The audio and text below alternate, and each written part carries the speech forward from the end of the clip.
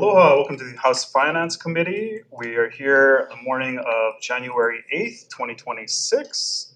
And we're going to open up with an economic outlook. We're going to have Dr. Joseph Roos, an economist from he's our chief of the Economic Research Branch, and also Jennifer Chun, acting administrator for the director of tourism research.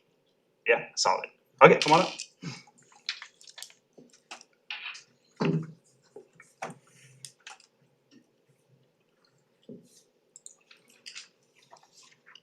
Thank you, Chair, Vice Chair, and members of the committee. Aloha, and thank you for the opportunity to speak with you today.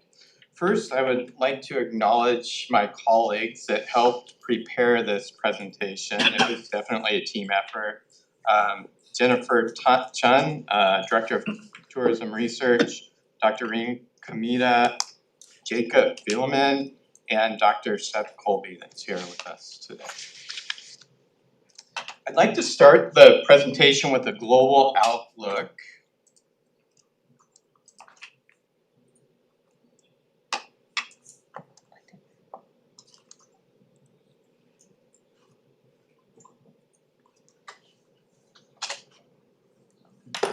I'd like to start the presentation with the global outlook.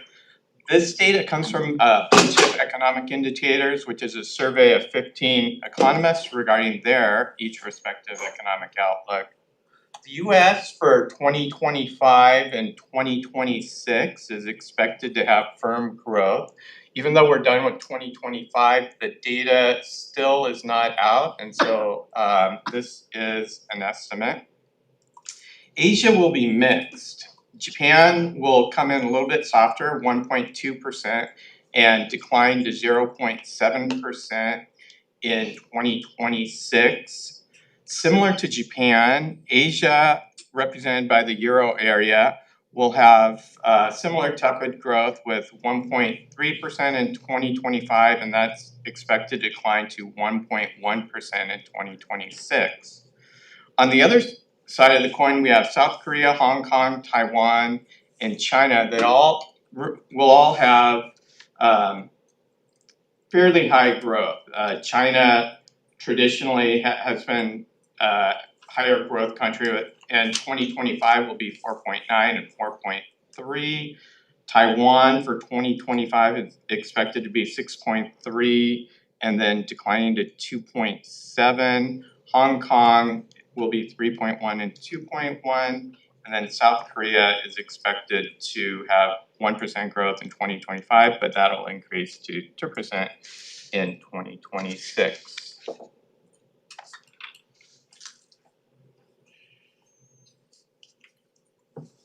In looking at the US economy, the Blue Chip Economic Indicators had a quote that I thought was very good in looking forward for the US economy. They have the opinion of an optimistic tilt for 2026.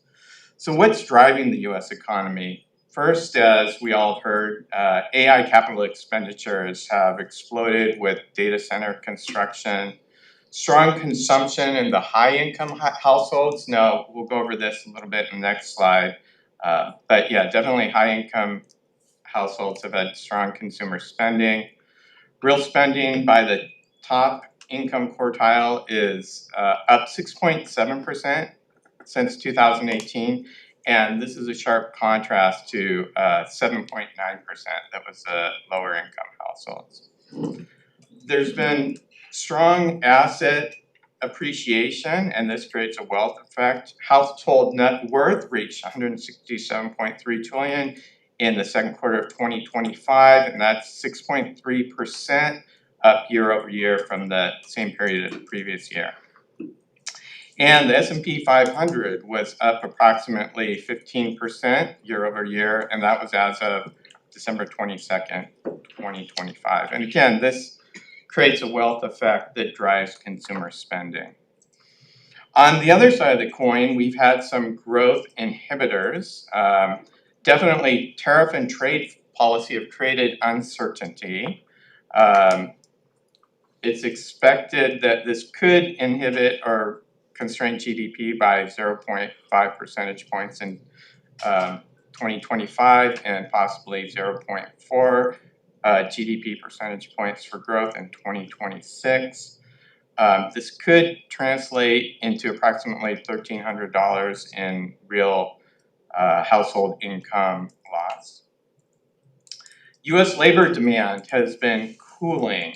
As of March 2024, job openings were 8.1 million, and this actually, the most recent data that I found was November. This has declined to 7.15 million. And this next slide, thank you, illustrates what I mentioned earlier, that household spending has really been driven by the upper income brackets. This divides income brackets into quintile, and from January 2018 to May 2025, spending in the upper income groups increased 9.3%, and the lowest income group increased by 11.9%.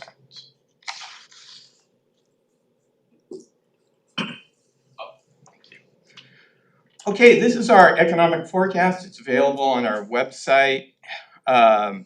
We forecast real GDP growth for 2025 at 1.6%.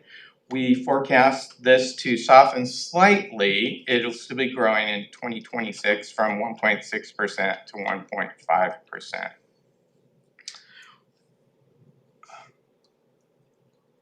One of the issues that Hawaii has been facing, and this will be linked to our next slide, is that Hawaii's income relative to the US has declined over the past 14 years. As of 2024, Hawaii's income is now 5% below the overall US figure. And this is related to GDP growth. As you can see, the red line is the US and the blue line below it is Hawaii. This relates to the previous slide of incomes. Hawaii has actually been behind for real GDP growth rates, and this is part of the reason why incomes in the previous slide have not kept up with the US. In looking at the forecast for inflation, inflationary pressures are the highest at the end of 2025, and we expect the first half of 2026 to decline, or as the first half of 26 as tariffs make their way through the economy. And so inflationary pressures we expect to be higher in 2025 in the first half of 2026, and then easing as we go into 2027 and 2028.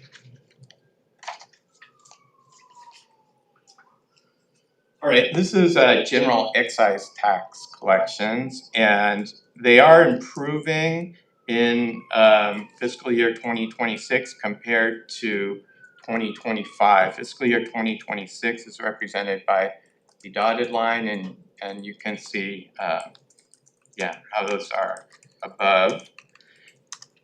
And the next slide is tax collections. Tax collections,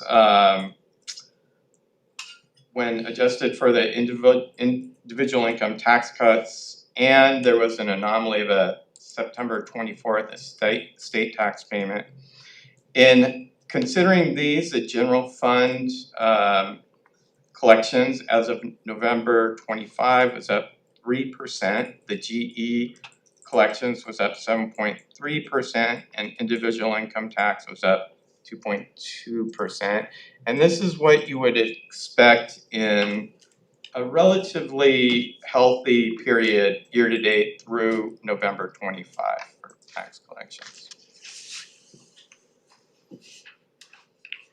All right, now we have some further good news. As of September, Hawaii unemployment was 2.2%, and that's versus 4.6% for the overall US. As of November, inflation was 0.3% percentage points lower than the overall US. It was lower in Hawaii, 2.4 for Hawaii, and 2.7 for the overall US.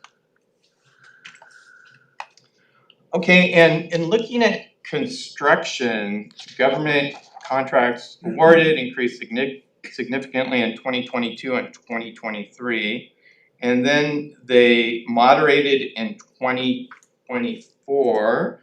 And in 2025, as of the first half of the year, it looks like government contracts awarded were down a little bit further. On the other side, as of the first half of 2025, on the private building side, private building authorizations were up 31.5%.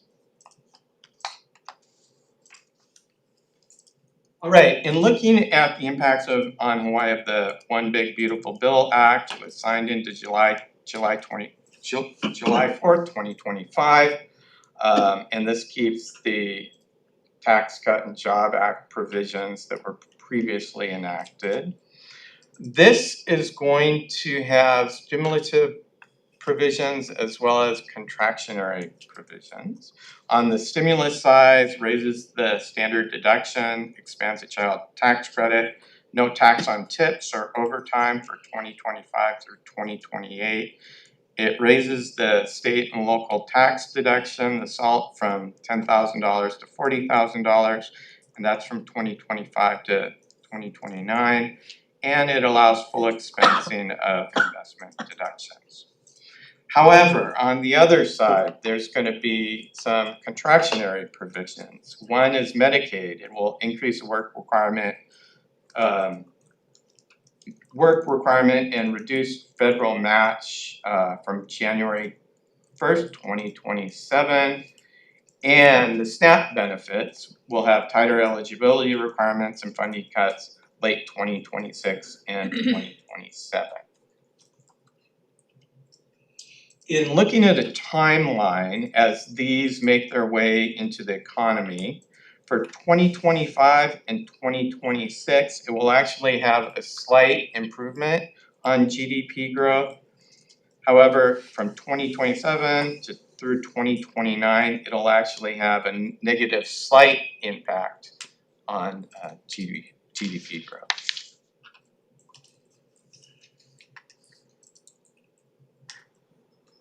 Okay, in summary, slower but positive growth in 2026, real GDP growth with gradual rebound in 2027 and 2028. That's for real GDP growth, and that comes from our forecast. The US economy is proving to be more resilient than expected. Last week, real GDP figures for the overall US came in, and they were actually higher than was forecast in the blue chip economic indicators, and that's for the third quarter of 2025. Higher inflation expected in 2026 due to tariffs, however, we expect these to recede. Flat visitor arrivals, but stronger visitor spending from high-income consumers will assist the economy. Construction and other non-tourism sectors are driving growth. AI productivity boom is expected in 2028 and could add substantial growth to our GDP figure. And Hawaii is growing less than the rest of the economy for real GDP. Fiscal transfers having a small negative drag in 2027 and 2028. Again, this was due to the revisions that are coming in from the Big Beautiful Bill. And on the horizon, there's always potential risks to the economy. Economies sometimes decline due to shocks that cannot be forecast. One is high inflation combined with low growth rates, otherwise known as stagflation. Another is assets could decline, housing, stock market, bonds. If those decline, if there's a sudden decline, that would have a negative effect on consumer spending, which is a majority of the US economy. And as we move forward, policy uncertainty is always a risk. And tariffs could cause more economic pain than expected. And consumer sentiment and business sentiment, especially consumer sentiment for 2025 as we approach the end of the year, was much lower than 2024. And if consumers continue to be nervous, they do not spend.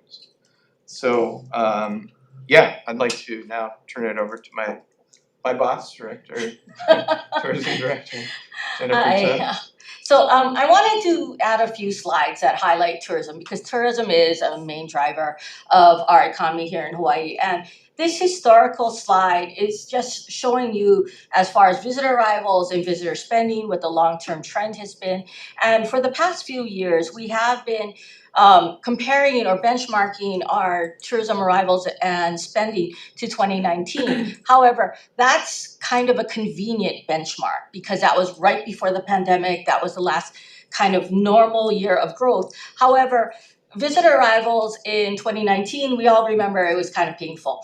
I'm not saying that we want to get there. We're just using it as a benchmark. So if you look at that line, that's visitor expenditures, and we far surpassed visitor expenditures of 2019 in recent years. And if you look at our darker lines, that is our forecast for the, columns for visitor arrivals. And you see that we are not forecasting getting near the 2019 levels. And we are showing really slow growth in visitor arrivals for a number of reasons. So I wanted to highlight the visitor mix. So again, 2019 as a benchmark, you can see that we had about 2/3 of all our arrivals came from the US market, US West and the US East. Now going through year to date 2025, we've increased that to 78.5%, almost 80%. So we have a huge reliance on that US market. And so when Joe was talking about the state of the US economy and everything, that's going to translate to our visitor arrivals. So we did see that we had a increase month over month in recent months for those Japanese visitors. However, that percentage that the Japanese market represents for year-to-date 2025 compared to 2019, it's far smaller. And we also had issues with the Canadian visitor arrivals. We know that from a sentiment and economic standpoint, the Canadians were really impacted by the announcements that were made earlier this year. So we want to just look at the recovery rate, and again, using 2019 as a benchmark.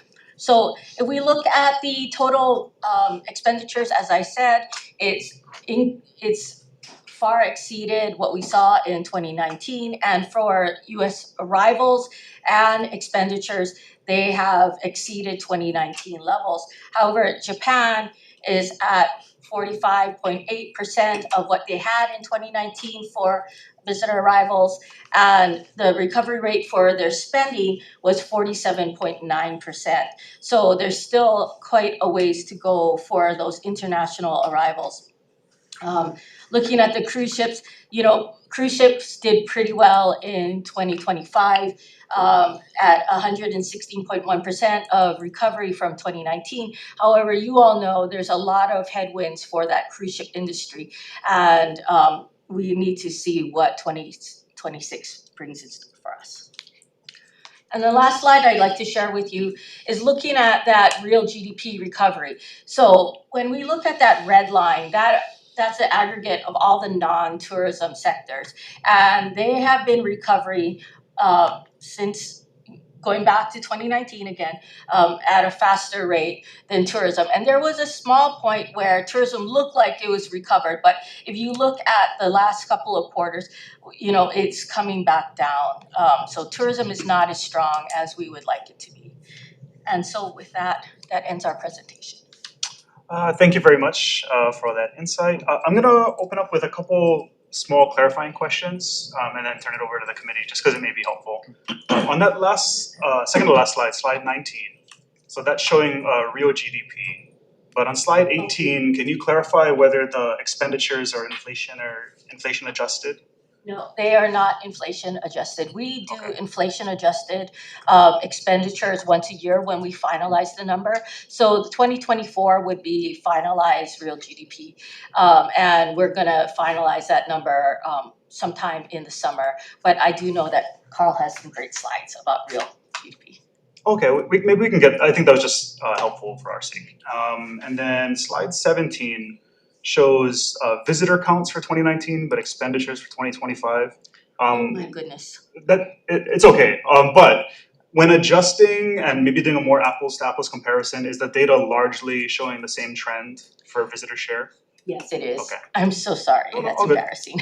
And then, okay, members, any questions? Really? Actually, I had a There you go, question. thank you. And thank you for clarifying. I had the same concerns about slide 17. Dr. Roos, Yes. in one of your earlier slides, let me see if I can find the number. Okay, slide number 3. So pretty early in the deck. You mentioned that under growth accelerators, that the S&P is up 15.1% year over year. And I'm just trying to understand, how is that an accelerator for our economy? That is, when people feel wealthy, they spend more. And so as assets increase, people feel wealthy. And on the other side, when assets decline, people get concerned and nervous, especially people in the higher income brackets or people on a retirement income that may want to take a cruise or travel. However, the stock market is down this year, and so they feel concerned and don't travel. Okay. Alright, members, additional questions? Rep. Russo? So I have a quick question about, your historical analysis shows that Hawaii used to have a higher per capita income than the continent, and that has changed. And then also, if you look at the GPI indicator report from 2022, it shows that over the past 20 years, if you're looking at measurement of economic wellness and social wellness, then the Hawaii has also stayed pretty flat, even when we do have experienced growth in GDP. And I'm wondering why you folks are not incorporating that kind of analysis into this kind of policy discussion, because it seems to me that, especially when you talked about the most of our consumption improvement or increase being driven by the higher income folks, I think for us as policymakers, we're really concerned about the impact of this economy on working families. And if you look at the GPI indicator report, they use an analysis on defensive and regrettable expenditures that I think is really powerful, that kind of looks at the negative impacts of increased costs in housing, for example, so that it aligns more closely to how our working families actually experience this economy. So I'm just curious as to why DBEDT is no longer using that kind of analysis. Your report was published in 2022. It's on the website. Yeah, that's an excellent point, and thank you for the question. So the report was published, and we do update those figures, and I'm happy to send you the latest updates that we did. It's on a website, so it went from kind of a PDF form to, but I'm happy to I'd like to see that. get those two representative, yeah. And so why is it that you don't incorporate that kind of analysis into this kind of conversation? That's an excellent suggestion, and after hearing that, I definitely will. The latest updates, yeah, Okay. that's an excellent Thank you. suggestion, thank you so much. Thank you. Rep. Leloy? Thanks, Chair. Thank you for being here. I just had a question on slide 12, which was our government contracts, and we saw, significant spend there, growth there. But if I heard you correctly, in 2025, it's anticipated to go down a little bit, is what I heard you say. So as of the first half of 2025, Dr. Bonham will also Oh, okay. have a slide Maybe I'll on this. But yeah, as of the first half of 2025, our figures showed that they were down, but Dr. Bonham had mentioned that there were contracts awarded that weren't officially in the data yet.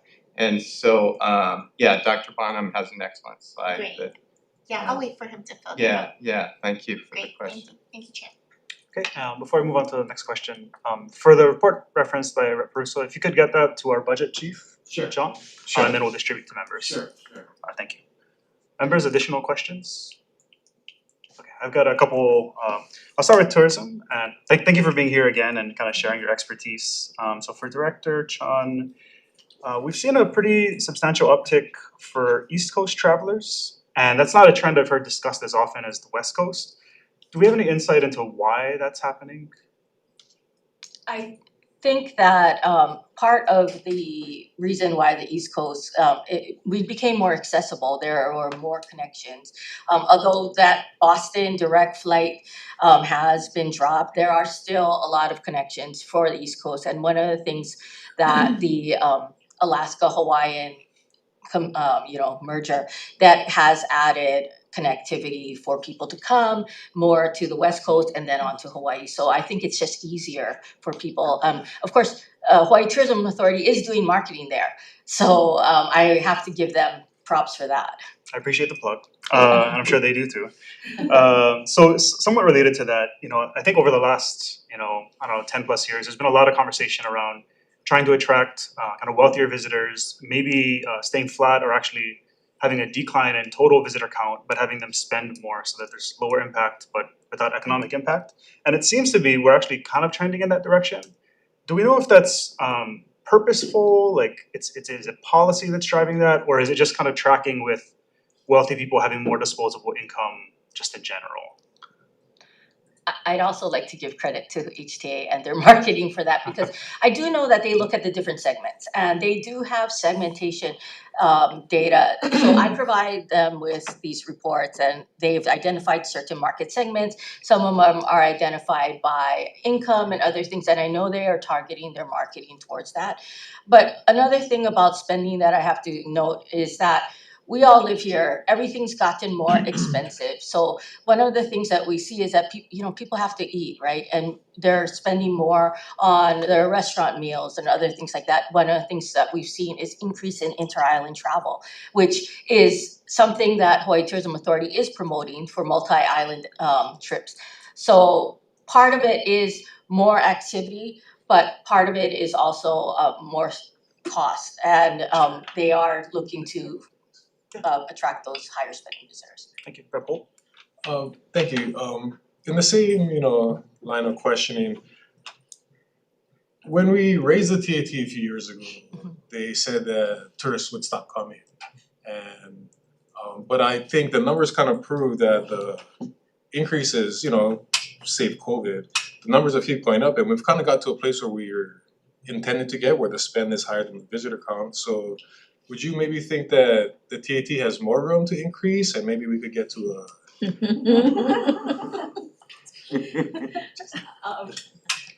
I'm gonna decline to answer that because people are gonna hate me. Just pleading the fifth. You want the full truth. It's a good question. I have one kind of narrow tourism question, and then I'll turn it over to members again. Are there any kind of emerging non-US markets that you think we're leaving substantial dollars on the table right now? Unfortunately, we don't have yet data on some of those. Like, for example, even though we track, like, for example, the Latin American visitor, there's not enough of them to really make that statement that, that they're growing, because their visitation and their spending month to month has been inconsistent. It's actually when I look at the data, I was like, oh, okay, that's interesting. That went up and then went down. And so I can't say that, yes, there is an emerging market that is consistently growing. We do know that there are efforts to attract some of those other visitors. However, marketing dollars by HTA are not being put towards those other markets. Okay, thank you. Members, additional questions? Rep. Templo and then Rep. Morikawa. Thank you, Chair. Thank you for being here today. My questions is on the federal level. Is there any conversations with our federal delegation on what might happen in the future? There's a lot of things happening with, cryptocurrency and Venezuela and a lot of changes, the bank rates and all that, maybe printing more money. Do you guys have any projections on that kind of deal and how that would affect us? We do incorporate, excellent question, we do incorporate those into our forecast, and we're really following, Dr. Bonham will have a slide on tariffs. We're really trying to follow tariffs as much as we can. We really try and follow global developments as they happen, and we do try and incorporate them into our forecast. So though, as Dr. Bonham's slide will illustrate, for example, tariffs are all over the board, and it's really hard to forecast into the future federal policy. But thank you for the question. We do, as much as possible, try and incorporate, okay, if you print more money, what's inflation gonna be? If there's tariffs, how's that gonna impact GDP growth? But it's extremely difficult to understand what the future policy will be. I wanted to add the situation with Venezuela and the Caribbean. From a tourism perspective, we don't want to necessarily be so strong to say it's an opportunity, but we do know that our East Coast market that Chair brought up, they are very heavy visitors to that Caribbean area, and people are now very cautious about going there. Hawaii has always been seen as a safe and secure destination. That could be an opportunity for us, especially possibly in group markets that have book and short-term movement to Hawaii. Okay, Can I do a quick follow-up? Oh yeah, sure, go ahead. Sorry. So, do you guys have that relationship with our federal delegation, and do you guys have maybe updates monthly? Because a lot of things are always changing. I just wanna know how you guys' communication and relationship is with them. I personally do not. I rely on the director to have that relationship. Thank you. Okay, Rep. Morikawa. So that was my question with what's going on with Venezuela and travel just being not safe in many places, that Hawaii would be viewed as the prime destination area, and I just wondered if that was in your forecast. Thank you. Oh, I'm sorry, it's not in this forecast because that just happened. But you're thinking But about we're it. thinking about it, and we are going to update the forecast in the coming months. Not that Kauai can afford any more people, but it seems like we're overcrowded. And I see a lot of foreign visitors, not necessarily Asians, more like Indian. They seem to be all over the island. Thank you. Members of the committee, additional questions? Okay, Rep. Namajita. So my question is a little more maybe complicated.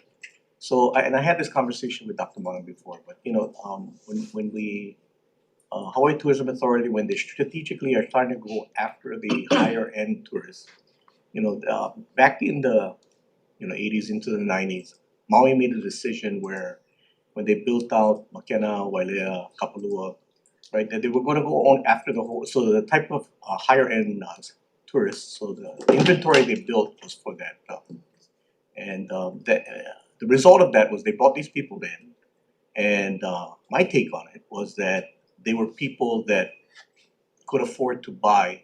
They said, "Well, this is a nice place. Maybe I'll buy a home here," right? So they started buying up the high end supply, right? And then that ran out, and then they started buying market things. So back in the 90s, Maui was housing was cheaper on Maui than Honolulu.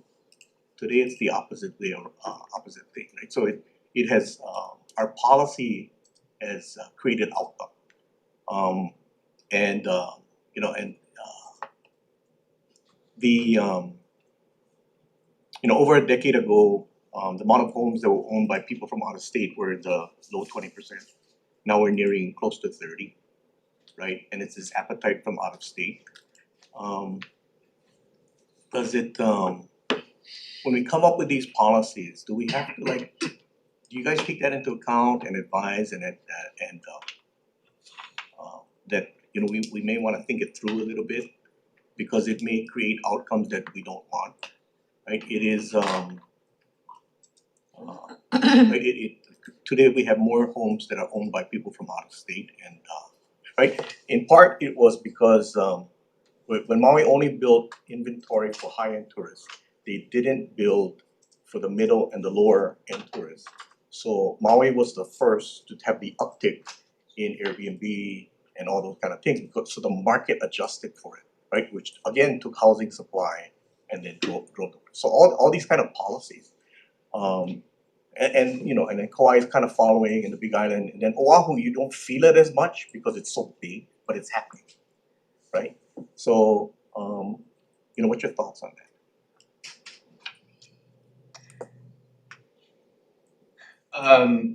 I from my own perspective, I agree with the statement. I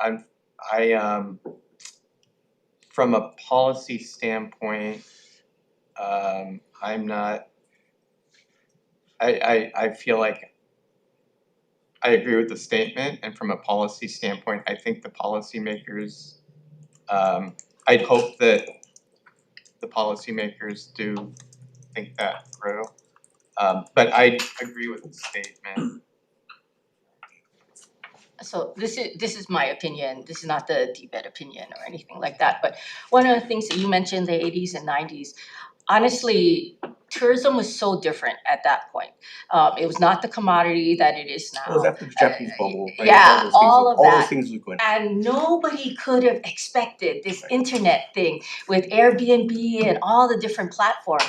So I understand Regardless of the what you're Airbnb saying. and things, I think what my point is that when we do these things, the market will adjust, right? Agreed. It looked for inventory to accommodate those visitors that were on the middle and the low end, right? Mhm. And so you have outcomes that, right, they have driven housing prices up. Like you said, it flipped, right? Maui was cheaper than Oahu, now it's the other way around. So So I agree, we should be more careful about what the policies are. We're not policymakers on this side of the table.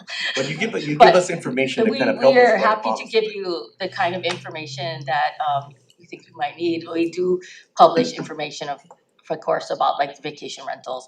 The DBEDT as a whole has a lot of information about jobs and other things like that. So we are trying to provide information, and if there's anything in specific that you think you need, please let us know.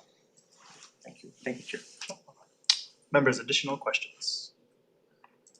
Okay, seeing none, we're gonna recess briefly, and then I believe we're moving on to UHERO? Yeah, okay, brief recess to get the tech set up and all that, recess.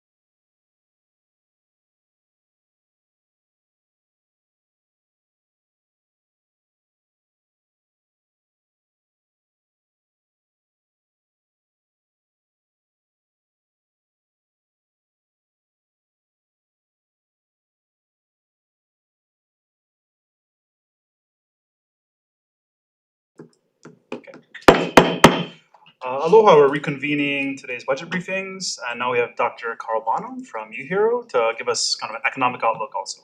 Go ahead. Aloha. Thank you, Chair, Vice Chair, members. It's my pleasure to be here. I know many of you probably saw the Council on Revenues meeting, so we're a little bit more upbeat than the title of my talk would suggest. This is actually, the title is from our last forecast report, and we're working already on the next forecast report as usual, and I can say I think I'm not sure we're necessarily going to avoid a recession, but I'd say we're a little bit more optimistic than we were 3 months ago or 6 months ago. And mostly that's about incoming data. So I've actually updated these slides versus the slides I presented yesterday at WAM to incorporate some of that updated data. This is not an updated slide. This is all 2024 data. And the purpose, the one on the left is shares of GDP.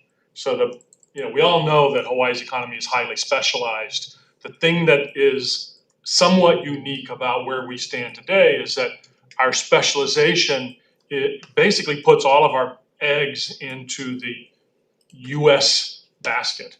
And what I mean by that is if you look at tourism, actually let me go ahead and show the next pie chart. That's it. So as of today, actually that's 2024 data. Numbers haven't changed much from 2024. US visitors account for close to 80% of all the visitors in the state. And this is actually average daily visitor census, which is what you kind of care about. And while it hasn't changed much from 2024 through the first 3 quarters of 2025, it's changed a lot over the last several decades. So for example, the gold wedge here is not Canada, it is Canada, not California, and Japan is at only 5%, right? So if you go back several decades, these ratios were very, very different. So essentially in the tourism space, almost all of our eggs are in the US basket. And the US visitor is now one of the highest spending visitors not because, I'm sorry, but this isn't because of HTA marketing. This is because of the surge in prices that happened during the pandemic and the fact that at least part of that time in 21 and 22, US visitors couldn't go anywhere else in the world and they all came to Maui and Kauai and they filled up Hawaii, thankfully in many ways, and they spent good money and they've continued to spend good money. But 80% of our visitors coming from the US at the same time that the US economy is at least a little bit fragile. Now going back to the GDP slide, tourism in 2024 made up 16.1% of Hawaii's GDP.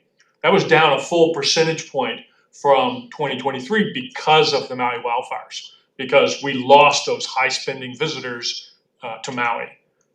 So that gives you and so 16.1% of our economy is tourism and 80% of those visitors are from the US. So that's one of the areas of concentration. Now look at the other big chunk of Hawaii's economy, government.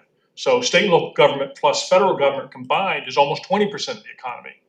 And obviously federal government is US, right? So anything that impacts federal spending in the islands is another risk factor. And then of course, there's a lot of stuff that happens at the state level that is federal pass-through. So these are the kinds of things that make us worry about the outlook and in part led us to the conclusion that we were likely to experience a mild recession in 2025 and entering into 2026 because of the federal spending slowdown and the very weak growth of tourism that we'd seen through the summer and into the start of the fall. It's changed a little bit, and I'll show you a slide about that in a second. This slide is just another sort of indication of how dependent we are on US visitors. And I mentioned the rebound of US visitors that happened in post-pandemic. So these are visitors by market, and they're all indexed to 100 right before the pandemic. So this is where we were in January of 2020. It's all seasonally adjusted, so I can compare different months. And this is, the revenge travel period, so it's above 100, right? So in 21, 22, and all the way through to today, there are more US visitors in the islands than there were in January of 2020. And today it's roughly 6-7% above where it was back in 2019 and in 2020. In contrast, all the others, the total is you can almost see it, the light gray lines. And this data has been updated from what I showed yesterday at WAM. So the total is below where it was pre-2020, but that's all because of weakness in these other markets. And you see, if you look at Canada, you can see the multi-year decline in Canadian visitors. It really started right after the Maui wildfires. And you also see that despite some growth in the last several months in strong growth in Japanese visitors, relative to where they were pre-pandemic, we're still lingering in the sub 50% in terms of recovery. So the takeaway from those last two slides is that where we are right now is heavily dependent on the US economy. So where the US economy goes in 2026 and in 2027 is going to play a really important role in driving Hawaii's economic performance. These are month-to-month changes in payroll employment. And the gold bars are what we think the revisions are going to be, right? So when the jobs report, so we're going to get a jobs report tomorrow. And that'll be a preliminary number. It's based on a survey. And the survey is a survey of businesses. And they might get 50 to 60% of the businesses responding when they first do the survey. And then the data changes a little bit month to month. And then once a year, that survey data is called benchmarking, and it's revised and lined up with the population of employed workers, which we know from the unemployment insurance system. So we know everybody who is eligible for unemployment insurance, that's the population of workers. So what I'm getting at is that no one's making these numbers up. These revisions are a normal part of the process, but even before the revision happens by the Bureau of Labor Statistics, the data they use is available, and we can calculate what those revisions are likely to look like. So what happened in 2024, before revisions, we were adding about 170,000 jobs per month.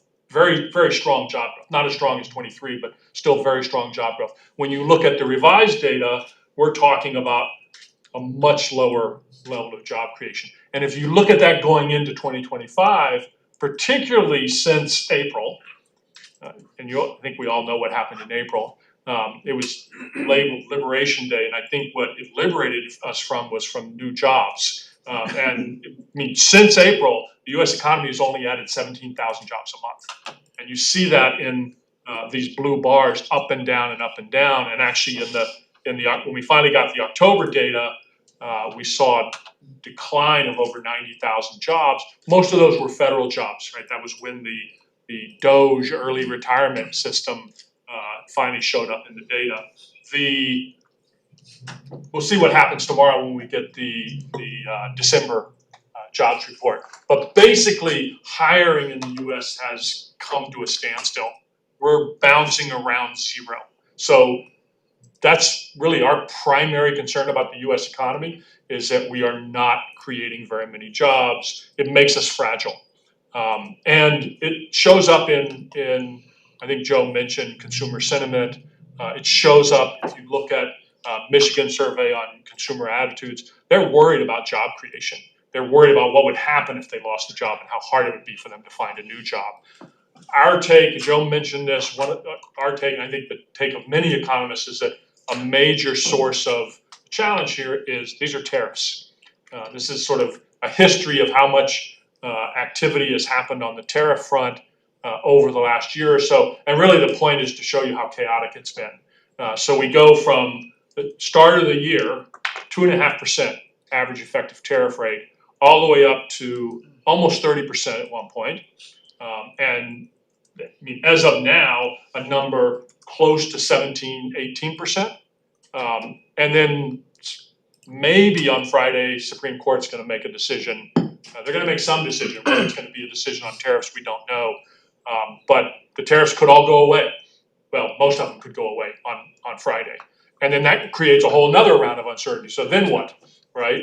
And I'll tell you what I think if we could do that in Q&A. But this creates uncertainty for businesses who don't know, should I expand? Should I, invest? Should I hire people?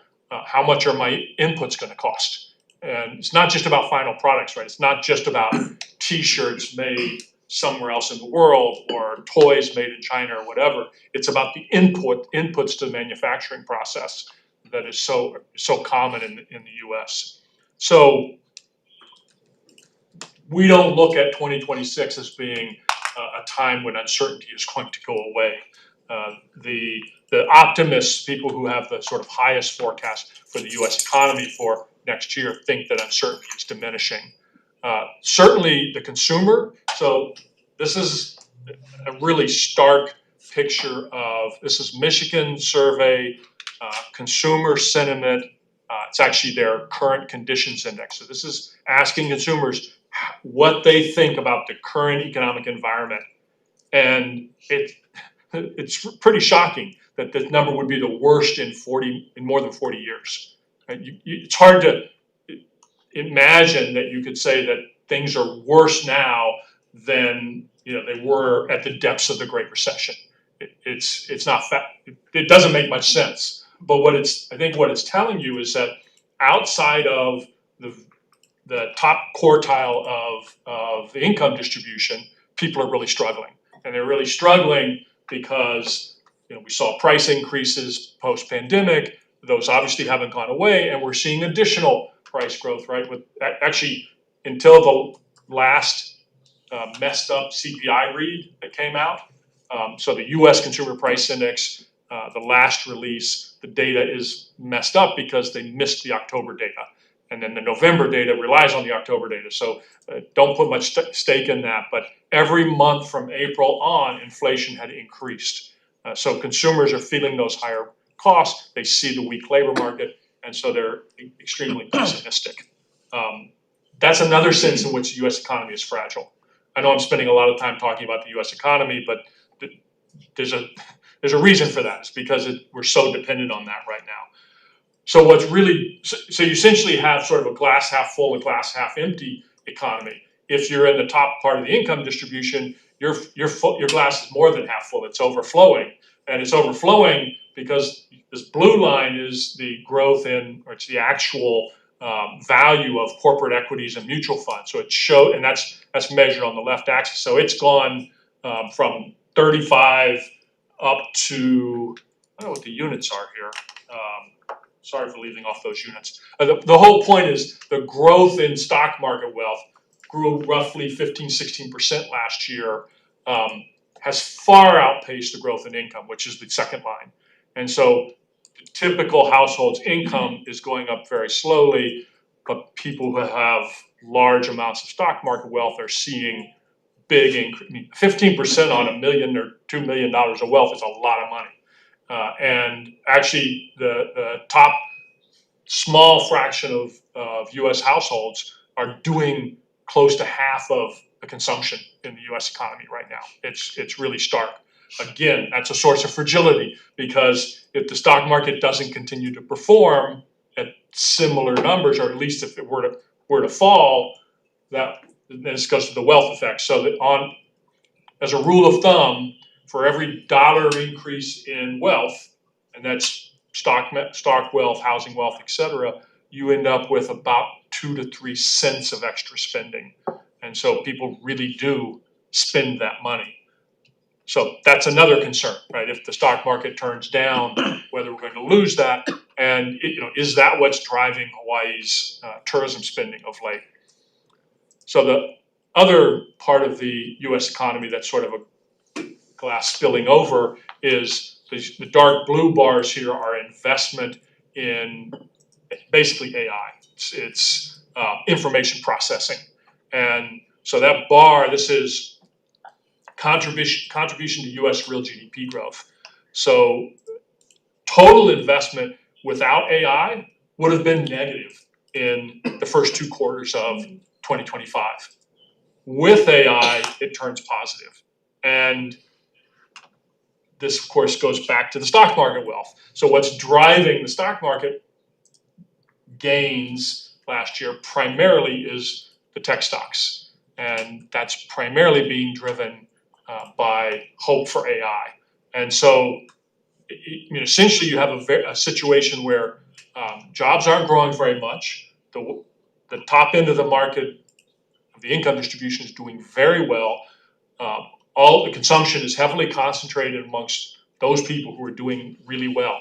Anything that disrupts that, whether it's someone, I shouldn't even say this, but a bug in a NVIDIA chip or something that I'm making this up. Don't. I'll short your stock. Some revelation that we've got a problem could easily turn a lot of this on its head.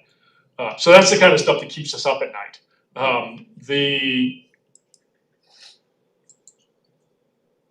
Since we released our last report and we started working on our next report, we've revised our forecast for US and Japan. We haven't revised the Canadian and Australia forecasts here, but so for 2025, because we got a very strong Q3 read for US real GDP. So our estimate of what 2025 is going to come in when we get the Q4 data, which I don't think is going to be until like January 20th, is over 2%. So higher than that blue chip forecast that Joe was using. I think our forecast is now at 2.2% for 25, and for 26, it's just barely under 2%. So that's pretty respectable growth. It's not full potential growth. It would suggest the unemployment rate might go up a little bit more for the U.S. economy, and it's really that fragility that we worry about.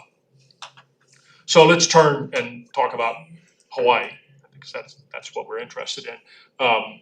When we released our last report, the visitor spending numbers had really disappointed all summer long. But one of the things that's quite puzzling about, so this is real visitor spending, right? So you can find the real visitor spending data on our data portal every month. When the visitor spending numbers come out, it goes up on our data portal as soon as DBEDT releases it. And if we have the monthly consumer price index, we use the consumer price index because we've got a long history of that. It's not a perfect measure, but it's better than nothing. And so we're deflating it using the consumer price index, and it's up as soon as the data becomes available.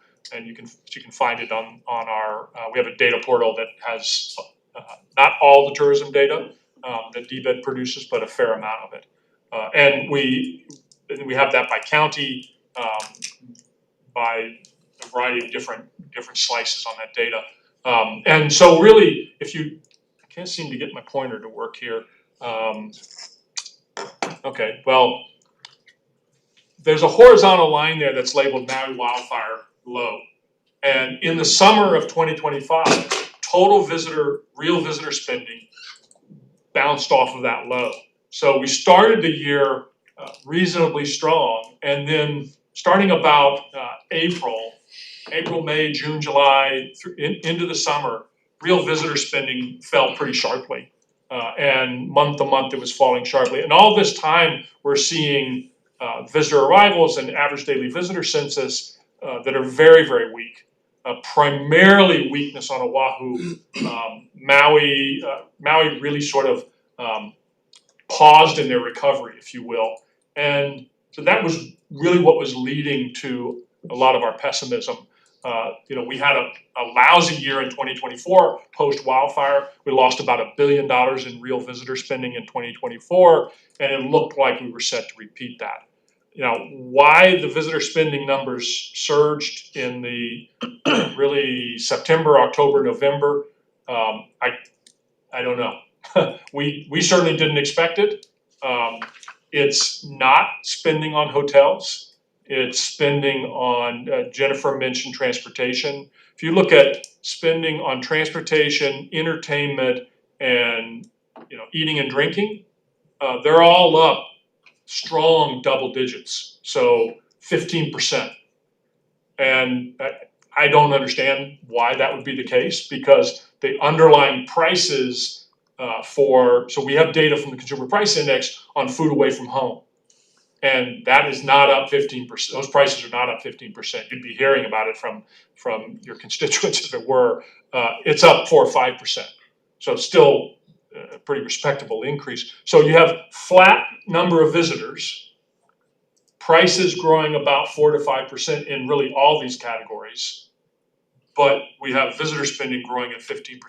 I can't explain it, but there is some reason to think that it's real, and that's that the excise tax numbers also started going up pretty strongly in September, October, November. And so that actually these things together are sort of part of what led to some changing thinking about Hawaii's prospects in the new year.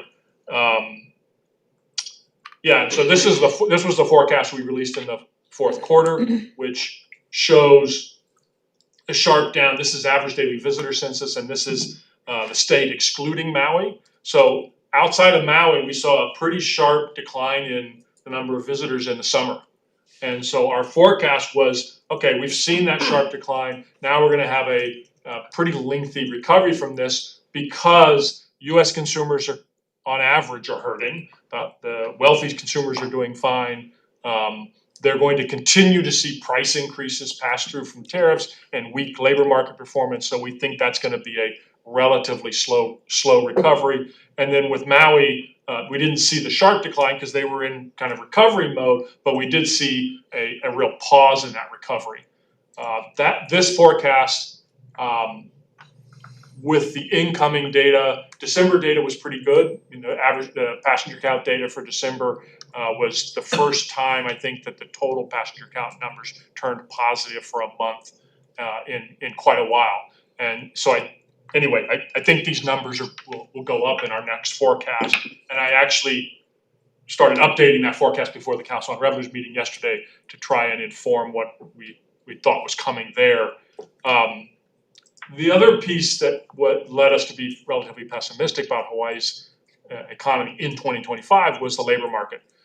So this is payroll jobs, and this is data that we construct from the preliminary data that the Bureau of Labor Statistics and DBEDT, formerly Department of Labor, they have a joint relationship with the Bureau of Labor Statistics to produce that data.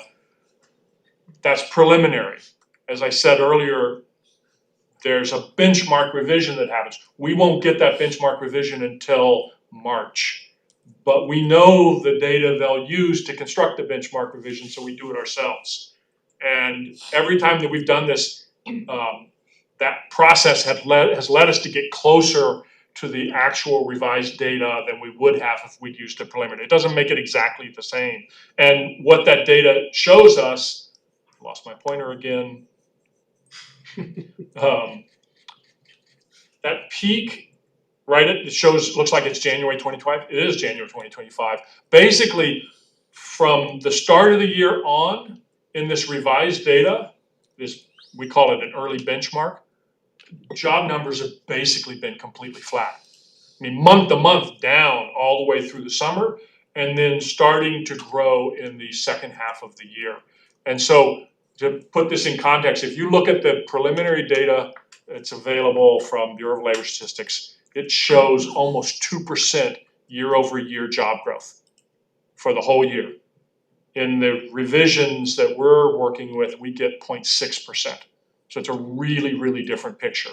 And that picture is why we were saying we think we're having a mild recession, because we've been seeing this extremely weak labor market. Now, the other thing that's a little confusing is unemployment rate keeps going down. So, what Joe mentioned, we now have an unemployment rate of 2.2%, second lowest in the country. But Hawaii's unemployment rate is almost always in the bottom of the distribution of unemployment rates across the entire country. And the reason the unemployment rate goes down when you have very weak job creation is that the labor force growth is even slower, right? So businesses still struggle to find workers because we're adding very little to our labor force, which is exactly what you should expect when your population's not growing and it's also aging. So a few more slides about the labor market. We just had a minimum wage increase. And the minimum wage increase is great for people who have jobs. I'm a little worried that in the current environment, it's going to create problems for people who don't have jobs. So anybody who loses a minimum wage job and is trying to get back to work, I think it's going to be harder. So I should tell you what the slide shows. So all this data is indexed to January of 2020. The dark blue line is job postings from Indeed. And so you see there's a trend down from the peak that happened roughly end of 2022. It's been declining pretty steadily. That data only started in 2020. The gold line, and I just updated this, the data just came out this week. This is from the Bureau of Labor Statistics Job Openings and Labor Turnover Survey. And so these are job openings for the state. And that data goes all the way back to 2017. And even with the jump up in October, that's the first sizable jump up this year, those numbers are still down around where they were in 2018, 2019. So it's some of the weakest job openings. So what I'm getting at is that we're not adding a lot of jobs. There are not a lot of jobs, relatively speaking, available. And so the increase in the minimum wage is likely going to make it harder for low-skilled entry workers to find work. And that is another sort of source of drag. This chart, again, these are from our last forecast reports. We'll be revising those, but it shows you, this is from second quarter 2025 through the fourth quarter of 2026. So it shows you where we think the job gains and job losses will be over that time period. And the biggest job losses were expected to be in federal government. So that shows a forecast of almost 1,500 jobs lost amongst federal civilian workers over that time period.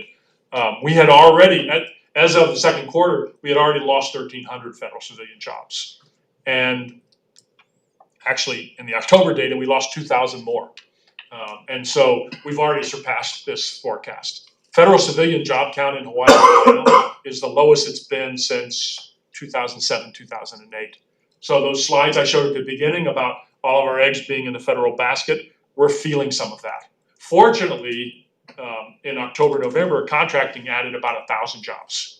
And you can see our forecast, the very top bar there was that contracting over this time period would add 600. So we underestimated the job gains in contracting, and we underestimated the job losses in federal civilian. But overall, we were looking at total job losses of around 2,000, which is where you get the sort of mild recession story. We were talking about an increase in the unemployment rate of 30, 40 basis points, so very small changes. I mentioned the contracting job growth, and this is history and forecasts of government contracts awarded.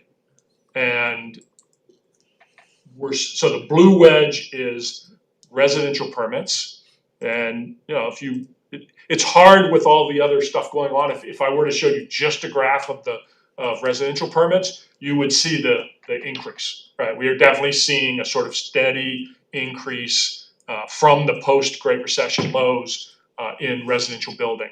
The green wedge, after you've looked at the blue one, now you have to look at the width of the wedges, which makes it really hard. I shouldn't even use this type of chart, but and so that green wedge is the non-residential permits, and they're relatively stable, right? We're not building a lot of new commercial properties, office buildings or hotels. Really, all the action has been, and we think will continue to be, in that gold wedge, which is government contracts. Now, this data, if you went and you looked at the if you looked at our website or you looked at DBED's website and you looked at government contracts, it wouldn't line up. And that's because particularly federal contracts, when they're announced, so like the Pearl Harbor dry dock work, right? When that contract gets first released, when it's awarded, right? It's a $7 billion contract. I just made that number up, but we're talking multiple billions of dollars. But it's not happening in the month that it gets released, the contract is awarded. It happens over the next 5 years. So what we do is we take that data and we spread it out over multiple years to reflect what we think the activity will be. And in June of this year, NAVFAC awarded an $8 billion contract that for some reason didn't show up in Building Industry Weekly, or I can't remember the name of the source data that I think DBED uses when they collect that data. So I think that's why we happen to see the press release from NAVFAC. This may be happening because the federal government is changing where they do the procurement, where they do the bids and the awards, and so that may be what's going on. Anyway, that's why we have a high level of government contracts, and it continues for multiple years because that work is going to go on. And I don't think I don't think we've even put the stadium in here yet. So there's other things that are going on, right? State projects would go in here. So really, construction jobs they're at a record level right now. We saw strong growth over the last several months, and we think that's going to continue. Not necessarily growth, right, but remaining at a fairly high level of activity. Last couple slides are forecast slides that just show you that relatively mild, small downturn. So people who kept their jobs wouldn't really even feel the kind of recession we were talking about. Maybe they would be aware that it was a little harder to find a job. Maybe their wages wouldn't go up quite as fast because there's a little more slack in the labor market. But we'll be revisiting this. Notice that the job count here is still below where it was in 2019, which should not surprise anybody because labor force is below where it was in 2019, right? And population is below where it was in 2019. So this chart, two different things. Gold lines are inflation. The 2025 inflation, that would high 2% for the whole year. Started off at, I think, 4.5%, fell all the way to about 2%, and has been climbing for the last several months. We're in the 2.4, 2.5% range right now, and we think that it's going to continue to go up, probably peaking in the second half of this year in the 3% range, 3.5% range, and the rationale for that is tariffs. Probably about half of the tariff effects have shown up in inflation nationally. We think there's more to come in 2026, but there's a heck of a lot going on right now. We talked about Venezuela a few minutes ago, potential impacts there on oil prices. A weakening economy also tends to bring down inflation. So we're not talking about anything like pandemic, post-pandemic, high single-digit, low double-digit inflation rates, but still something to be aware of. Our GDP forecast for the state for 2025, I think, is actually higher than DBED's. Not actually sure what theirs are, and also we do the calculations differently. So we deflate GDP using the Consumer Price Index because the national deflators that the Bureau of Economic Analysis uses are based on national data. The vast majority of that is national prices, which doesn't reflect what's happening in Hawaii. But anyway, about 2%, and then we had a 0% forecast for 2026. I don't think that's what's going to happen. But if we don't get some growth in visitor spending, like I showed you the bounce back in visitor spending, if that were to go away, it's still a fragile situation. I just think it's a little bit more optimistic than we presented last time. And so I can stop there and answer questions. All right. Thank you very much. Members, questions? Okay, Rep. Hussey.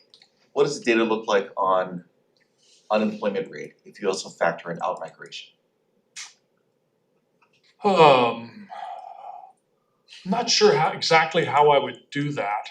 I mean, so basically, if nobody left, right, our labor force would be significantly higher, right? I guess I would be more inclined to look at. I know I'm telling you this because I don't know the number off the top of my head, but at the rate of labor underutilization, right? So, but the short answer is, yeah, if people weren't leaving because they can't find the kind of job they want, or they can't earn enough to support their family, or for whatever reason they're choosing to move, our labor force would be higher, and obviously we would have, holding everything else constant, we would have higher unemployment. I have a quick one. You teased earlier, like you're on the radio, that I was on the radio? well, it was like you're a radio host, you know, you throw the whole thing. Anyway, Oh, okay. you teased us and said you may have some thoughts, or maybe you could speculate on the impact of this SCOTUS potentially suspending tariffs. Oh, okay. Yeah, I mean, I guess my take on this is just going, I think the right decision is that, you know, declaring an emergency in order to right, Canada is sending all the fentanyl across the border, and that's why we're gonna double tariffs on Canada. That's clearly not a legal use. I'm not a lawyer, so, Okay. so if, let's say that they decide that these are illegal, there will be some short-term economic gains associated with that. In part because I suspect businesses will start importing goods that were formerly too expensive because of tariffs. And so the same thing that happened early on in 2025, where we actually saw a surge in imports, that could very well happen again. The other way you could see economic impacts is if the federal government actually starts sending money back to businesses, right? So, you know, if you were charged a tariff and the Supreme Court says, well, that was not legal, we've already seen, I think Costco and a few other businesses have already filed lawsuits to ask for their money back. So that has potential to bolster their bottom lines. And but my guess is what we'll see is the administration will start to reimpose tariffs through legal mechanisms. And so that's why I don't think it's going to reduce uncertainty. The uncertainty will now be, okay, what are the tariffs going to be and when are they going to arrive? And because the legal process takes a little more time.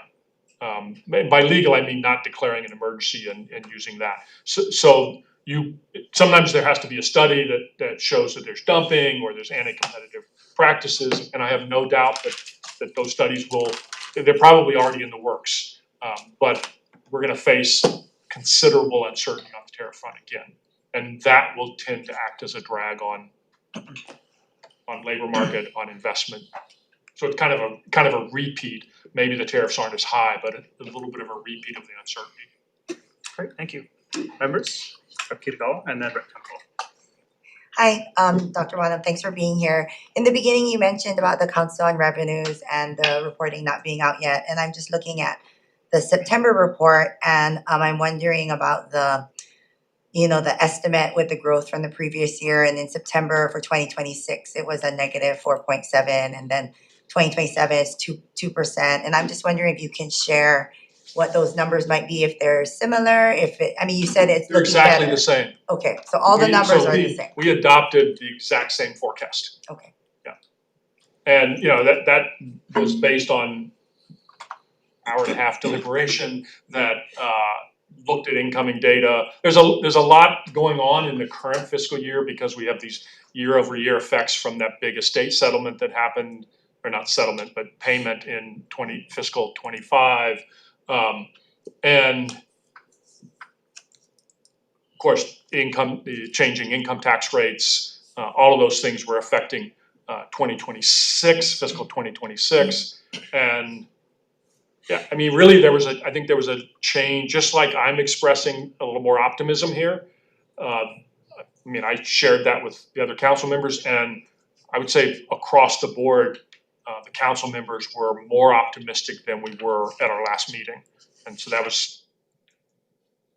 so maybe we should have raised the forecast, but we're also recognizing the uncertainty. So, Great, thank you. and a little more context, the models that the tax department runs based on council members' inputs were actually giving us lower numbers. And so our sense of optimism said, no, we don't believe those lower numbers. So let's stick with the current forecast. Great, thanks. Thank you. Rep. Templo. It's not pretty. Thank you. Thank you for being here today. My question is on government contracting. Does your department have some type of dashboard that monitors the federal, state, and county contracts and whether it's been awarded to local or another state or international? And how can we get that type of information? So we don't have it data broken out the way you're describing. And when we want to know, so for example, the example I'll give is the NAVFAC award. They in their press releases, and actually the other source would be Building Industry has a monthly magazine that details government contracts awarded and talks about who got them and what they were for. So that's really the source that we use. So we publish on our data portal. We publish monthly government contracts awarded, and then when we try to understand, so for that $8 billion example, not all of that is going to Hawaii companies, because NAVFAC also manages work in Guam and elsewhere, and some of the companies that might be doing work here or elsewhere could be, oftentimes they're consortiums with mainland companies. And so we take that information and use it to adjust what I showed in that slide, but we don't have a dashboard that tries to do that. Okay, thank you, thank you. Great, Rep. Kush. Thank you for coming. Always interesting listening to your insights. One of the things that you highlighted earlier in one of your graphs was both the Canadian and Japanese visitors, which are the two individual countries we track closely, were flat after COVID, and a lot of that, in my understanding, and correct me, is the foreign exchange rate. The dollar was super strong during that period because all the fiscal stimulus going on. And then the dollar has been on a pretty strong downward trend right now, and I forget where we are compared historically, but we're down a lot. And then I imagine HTA looks at your data to help them. Maybe not. Okay. They're probably looking at opportunities like the chair was talking about earlier.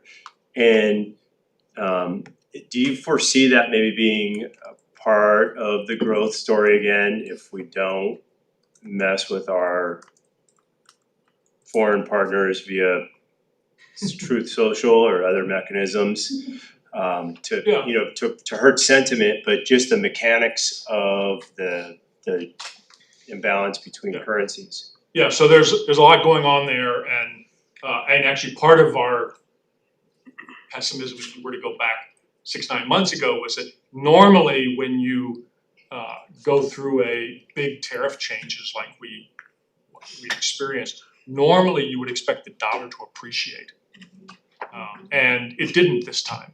And you may remember there was a whole bunch of conversation about, the dollar was behaving more like a less developed economy's currency would, with fear of inflation and Fed capture and so on. And so, yes, the dollar weakened quite a bit this year, not as much against the yen as against other currencies. And so, really against the yen, it hasn't moved all that much. I haven't looked at the data in the last few weeks. In our forecast, we have the yen appreciating over the next several years. It should, as interest rates in Japan go up and as interest rates in the US go down, and that's been the direction that should start driving additional appreciation of the yen. And I think some of what we've already seen in Japanese visitor growth is in part coming out of a little bit better affordability because of currency movements. But there's there's other things going on as you pointed out. One of them is attitudes towards coming to the United States, particularly amongst Canadian visitors. But the Canadian visitor, we've seen double-digit losses for 2 years in a row. So we saw roughly 10% loss of Canadian visitors in 2024, largely attributed to Maui, because Canadian visitors are, they love to go to Maui. In fact, I'm reasonably certain that in 2023 there were pre-fire Canadians probably went to Maui more than any other county. And so we saw big losses in 24, and then that was piled on in 2025 with another 10% loss. So that's not really, that's not a currency story. It is partly related to their weak economic performance as well, because their economy got, so all of our trading partners' economies are being negatively impacted by high tariffs, right? They're Japan and Canada are much more export oriented than the US is, and so when they're not exporting as much to the US, they're being impacted. So I think that I have no doubt that HTA is watching currencies, and they're probably relying on somebody's forecasts of currencies and thinking about that. And I think that is a reason to believe we'll see some resumption of growth, as long as we don't take over one of these countries, and of course then the currency won't matter if we Stop there. Rep Leroy? Sorry, I keep using Leroy's That's fine. old habit. That's fine. I'll work on it. Thank you, Dr. Bonham, for being here. Happy New Year. I did want to get back to your construction government contracts. I'm always tracking that. And you mentioned that when you prepare the forecast, you spread it out, right? So they get awarded the contract and then it's spread out over time. I was just, and if this is too far in the weeds, acknowledging that a government contract might last anywhere from 48 to 60 months, where others might be more short-term, 12, 18, 24 months. I just want to understand how that spread. Yeah, so the only thing that we're spreading out are the large federal contracts, and usually in the award there's a time frame, right? So if I remember correctly, in the one I was referring to, the $8 billion one. So we're doing multiple things. One is we're trying to make sure we understand what fraction of that is actually going to be spent in Hawaii. And in some cases, it's what fraction is going to be spent in Hawaii, and it's actually what we call construction. Because sometimes it's, right, if you're buying equipment, right, let's say you're putting in a bunch of HVAC systems, well, those aren't made here, right? That's an import. It's not, and the installation of it is construction, but the purchase of the HVAC is not construction. So we're basically taking all the information we can get out of award announcements, and sometimes I reach out to our partners in the construction industry to try and get more information, and then we're parsing out things where the companies are not Hawaii companies, parsing out things that are done in Guam or elsewhere. Then we're spreading that number out over the number of, and just evenly, right? That's not how it works, but so let's say out of that 8 billion, we decided 5 billion of that was sort of construction in Hawaii, and the award announcement said it was over a 5-year period.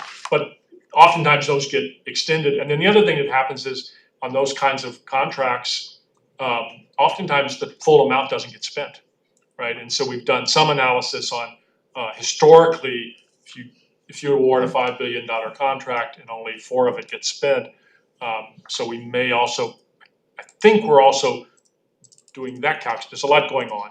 It's just, it's a forecast. Yeah, and I understand that. So, and then same question for residential, because we know residential would not extend, or hopefully would not take 4 years to construct them. Yeah, so for the residential, we're not doing any smoothing, and it's actually a little problematic. So the residential, the biggest problem from a forecasting perspective is that when you're talking about high-rise condo, like we're seeing primarily on Oahu right now, those permits don't get issued until basically the building is done, right? I mean, literally, it's not uncommon for the permit, and that's true for resort properties as well. It's not uncommon for the permit to be finally issued, 3 to 6 months before occupancy. And so it's not a leading indicator. And so when, if someone says, well, building permits are up 10%, so therefore construction's gonna boom next year. If you're talking about residential, it doesn't work that way. That works that way for D.R. Horton and for other single family where they go and they get, they get permits for, say, 60 units and they build them. And before they're done, they draw another 60, right? And that's a leading indicator, and there's no need to smooth anything. So really, we should be smoothing backwards with the high-rise permits. Yeah, and so that's the sense in which getting data on permit applications and using permit applications instead of final permits, but that data is harder to come up with. And that data related to permit data is based on permit valuation of construction? That's right, those are permit valuations. We also, on our data portal, we also publish actual number of units, which that data comes from DBED. But in the forecast model, we want the values and then we deflate them using DBED's construction cost index to try to get them in real terms, because that's driving construction jobs and excise tax base, and et cetera. Thank you. Thank you, Chair. Thank you. Members, additional questions? Yeah, go ahead. So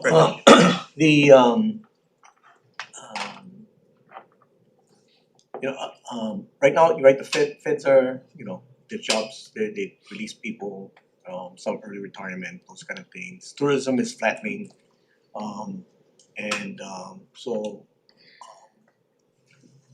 we know that our workforce age population, right, they're exiting, things like that, but there is optimism among within the departments, state departments, that are saying that they're making strides on being able to hire and things like that. I feel that part of that, right, they're saying that that it's their creative new things they're coming up with and things like that, which may be true, but at the same time, it's because of this what's happening with the feds and the softening of tourism. And my fear is that when it flips and the feds start hiring again and tourism is booming again, that the people we're hiring will leave. And so we maybe back in same boat we were a few years ago, whatever, and we're still gonna have these huge vacancies, right? Is it reasonable to think that that may happen? Oh, sure. Yeah. I mean, the caveat to that, of course, is that it depends on when it flips, right? Because once you start working for state government and you start getting closer to being vested, and I mean, it's harder to leave the longer you've been there. But yeah, particularly with Fed jobs that pay really well and have great benefits, and that could flip, midterms. Yeah, well, right? It could flip by the end of the year. I think because many of these agencies have lost workers that they need, right? That in order to do their work, they need those people, and so yeah, I think that's very real, because people are always comparing those opportunities. Same with city and county, right? I mean, they struggle to hire. One of the things that we've talked about a little bit in some of our reports is remote work and how making it easier, this is HR rules, making it easier for state agencies, and county is separate, but same thing for them and for the university, to hire people who don't live in town. And I don't mean in town, Honolulu, but so if they're working for your office, why can't they live in Hilo? I mean, most of us are now completely adept at working over Zoom. It's hard initially, when someone is being onboarded, that's challenging. But during the pandemic, we hired 2 faculty members without ever seeing them anywhere except Zoom. And we do a lot of, we don't even have in-person meetings as much anymore. We do most of them. We might all be in the same building, but we're still doing the meeting over Zoom. Anyway, making it easier for people to work remotely increases the flexibility for your labor force and also has the potential to make it easier to keep older workers or workers who need a more flexible schedule, whether it's because they're caring for their auntie or whatever. The kinds of challenges that we face in state labor force, I think, requires a little more flexibility. I think in general, I think the concern is also, I think tourist industry will pay what they need to pay to fill Sure, it, whatever. yeah. So right, so that's the other field that they will do. Yeah. But you bring up a good point that right there's it's changing where people are working remotely and those kind of things. So and I've asked you this before, but the spread between unemployment and the U6 number, is it flattening? Is it shrinking because of these options that they have as far as being flexible to work and I don't know that. I don't know the answer to that off the top of my head. I haven't looked at U6 in a while. Maybe in 6 months. Well, because we have it's expensive to live in Hawaii, right? Then when it's hard, then that number usually the spread usually shrinks Yeah. because people need, right? And so I'm just wondering what's happening. The data's on our data portal, but I haven't looked at it, so I can't. But I'll shoot you a chart that shows the comparison between the headline unemployment rate and the Underemployed. U6. Yeah. Rep. Temple, go ahead. Hi again. Do we have much information on digital currencies and I guess any projections and recommendations and how we can use that for Hawaii? Well, honestly, my take is that we probably shouldn't be. It's not. Yeah, I could leave it at that. Okay. I don't, and we don't have. I don't think there's. I'm not sure there's any source of data on that. There might be, but I'm not aware of it. Thank you. Additional questions? Okay, if not, we're gonna recess before getting to the Department of Budget and Finance. We're gonna set a soft target for about 6 minutes. All right, recess.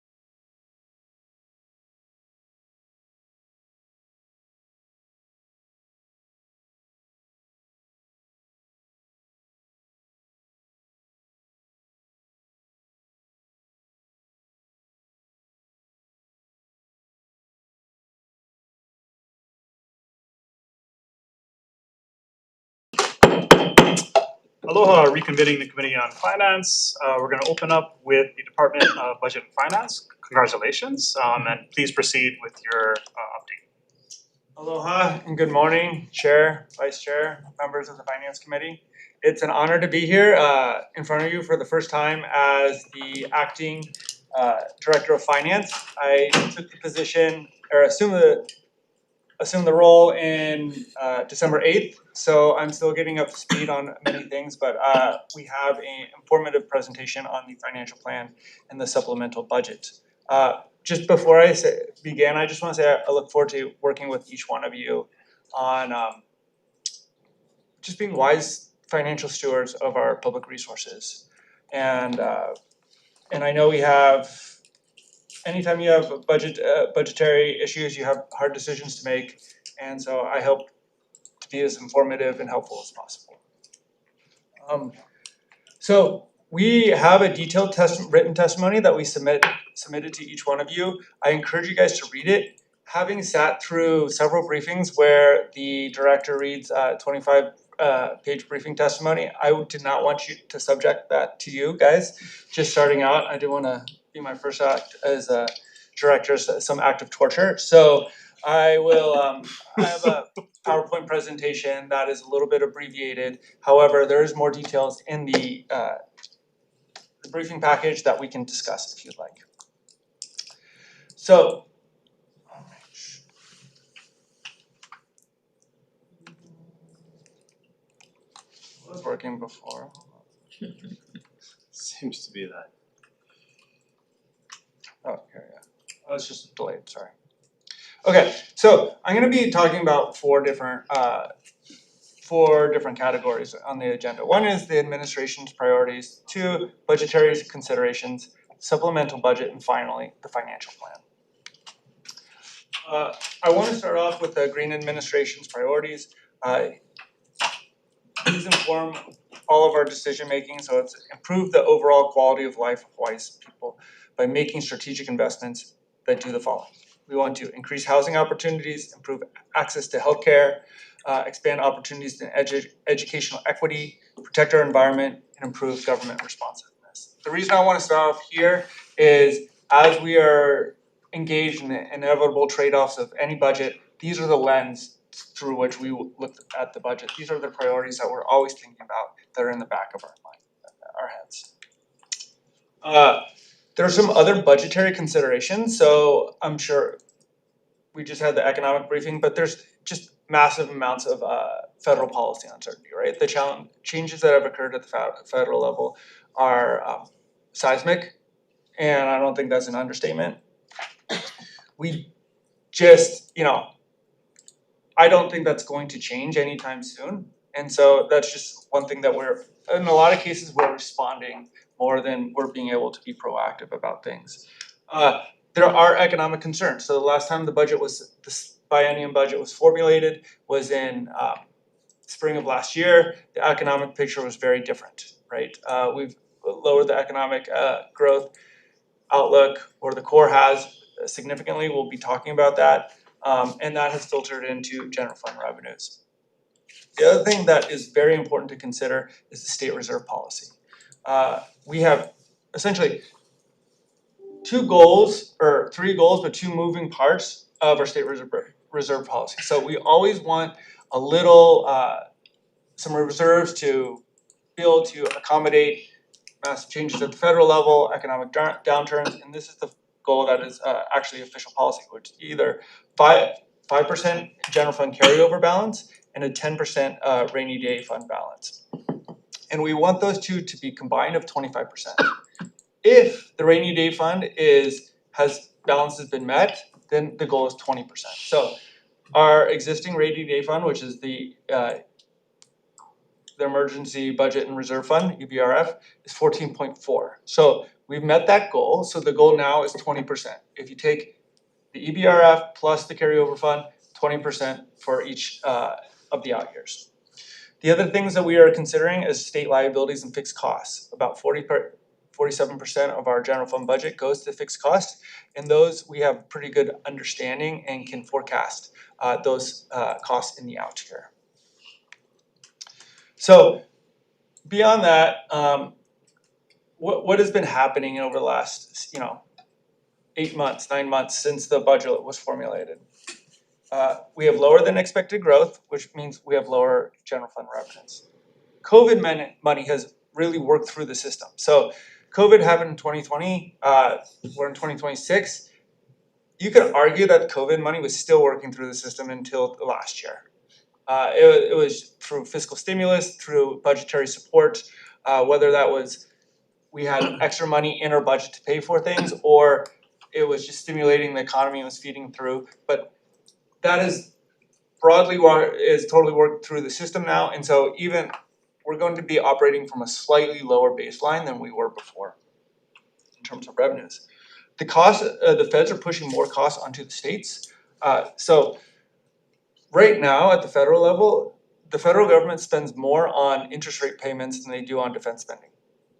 So whoever is at the administration level of the federal government, we're probably not going to get a huge change in adding additional social services provided by the federal government until they get their fiscal house in order, right? So one of the things that the current administration has done is they push more responsibility on us. So when the federal government steps down, state government, we're stepping up, right?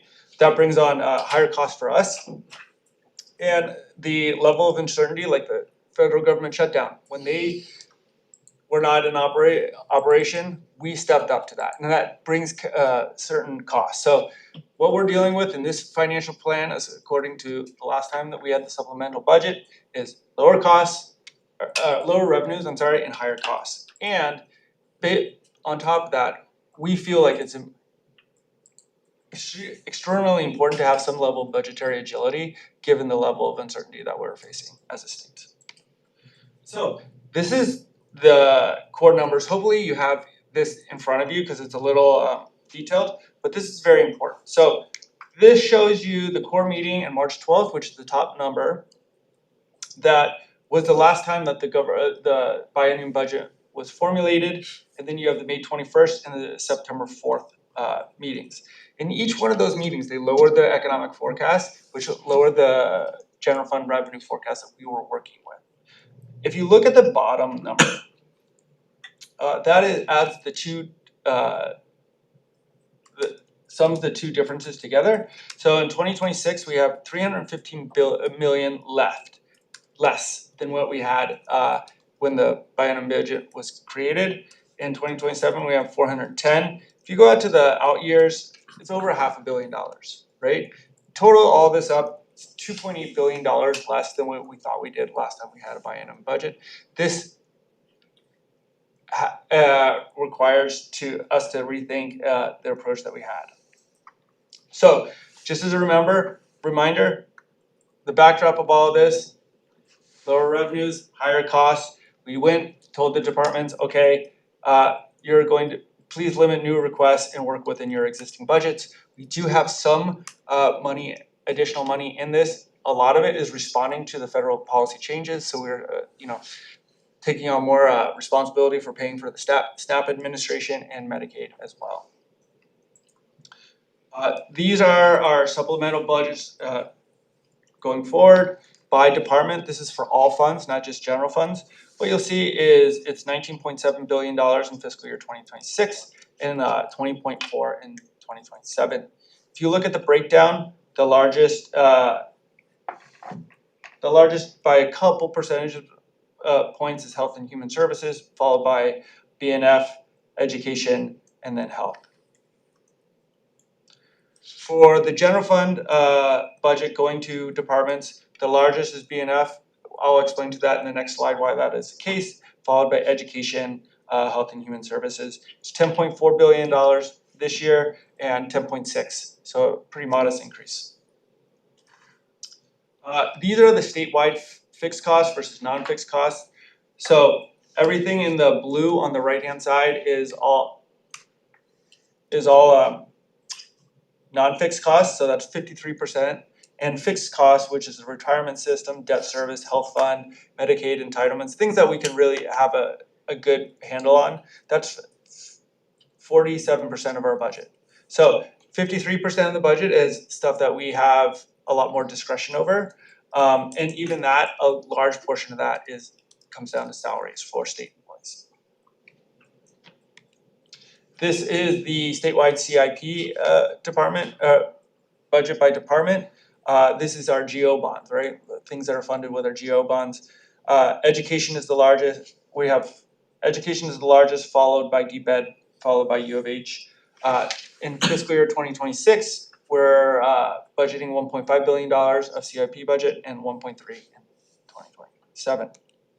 So this is the general fund plan. I want to spend some time on this. This is very important.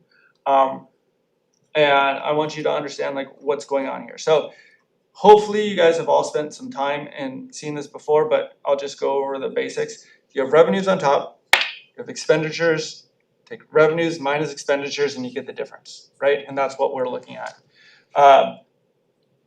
So if you go down to revenues under and over expenditures, that's the difference between total revenues and total expenditures. In fiscal year 25, we were at 378 million. Then we're negative 238 million. That means our expenditures are exceeding our revenues by 238 million. Those numbers grow in the next year and start to decline, and then on the out years, they get positive, right? So I'll talk about how we did that in a minute, but what I want to take us through all the broad trends. If you look at the ending balances, right? We're coming into this with a relatively healthy ending balance of, for fiscal year 25, it's $2.1 billion, right? And then if you look at this line as we go across this field, it's decreasing, and we hit a low of $891 in fiscal year 29. So if you look at the right below this, under the dotted line, these are the percentages of how much it is. We start at 9.9% and we go down to 8.1%. If you guys remember, the goal was to stay above 5% for that number, right? And we want these numbers to add together. The 19.9 plus the EBRF fund, which is the last one, we want that to exceed 20%. That's the goal. This financial plan meets that goal. And so the question is, if we have $2.8 billion less than what we thought we did and we have higher costs, how did we achieve that? We did a number of things. First of all, let's look at these. Yeah, we'll look at revenues, right? So the top line, you'll see this is the current core forecast, 4.7, 2.0, 1.9. That was of September. Carl Bonham was just here. He told you the core is unchanged. So this financial plan will stand and does not need to be updated. So tax revenues are our largest part of our revenue system. If we go down to other revenues, this is how we have managed to meet our state policy goals. In fiscal year 2026, that's the Plavix settlement of 550 million. And then you'll see in 28, 29, 30, and 31 that the revenues start going up. This represents the administration's package, which is involves a number of different proposals, but it does represent a pause in the out years of the tax relief fund of Act 46, as well as additional measures to support ALIS families and lower income families. Underneath this, the operating budget, it does increase over time. If you look at total, this is the top line number, right? It does increase over time, but we've asked our departments to limit expenditures. The increase reflects a lot of our fixed costs. So these are our pensions, healthcare, Medicaid, Medicare. The other things that it includes are settled collective bargaining agreements. There are 3 collective, and those would go until 2029, and after that, those will need to be renegotiated. There's 3 collective bargaining units that have not been finalized, 5, 11, and 14, that will still need to be included in this financial plan.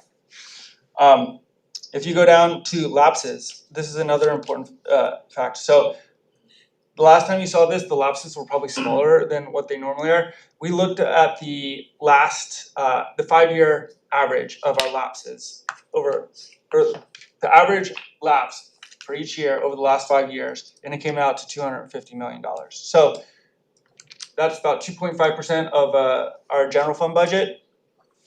You can argue if that's too high or too low, but you know, that's what it is. So we wanted to have some realistic assumptions. And so doing this, we were able to meet our state reserve policy goals. If we did not have the revenue increases, we would not, what we would see is larger and larger numbers over the, in revenue, everything would be in red and they would be larger for going from fiscal year 28 to fiscal year 30. And we would probably, in sometime in fiscal year 29 or 30, we would drop below the 5% rate.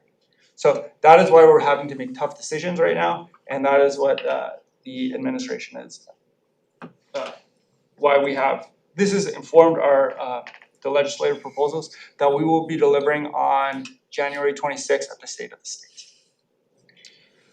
Just following up, 2 important things that B&F always wants to communicate to you guys is that we are below the general fund appropriation expenditure ceiling.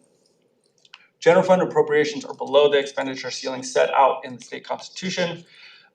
If you look under this column B down here, and you see that this is the proposed budget amount for fiscal year 26 and 27, you'll see 11.4 billion and 11.6 billion more or less.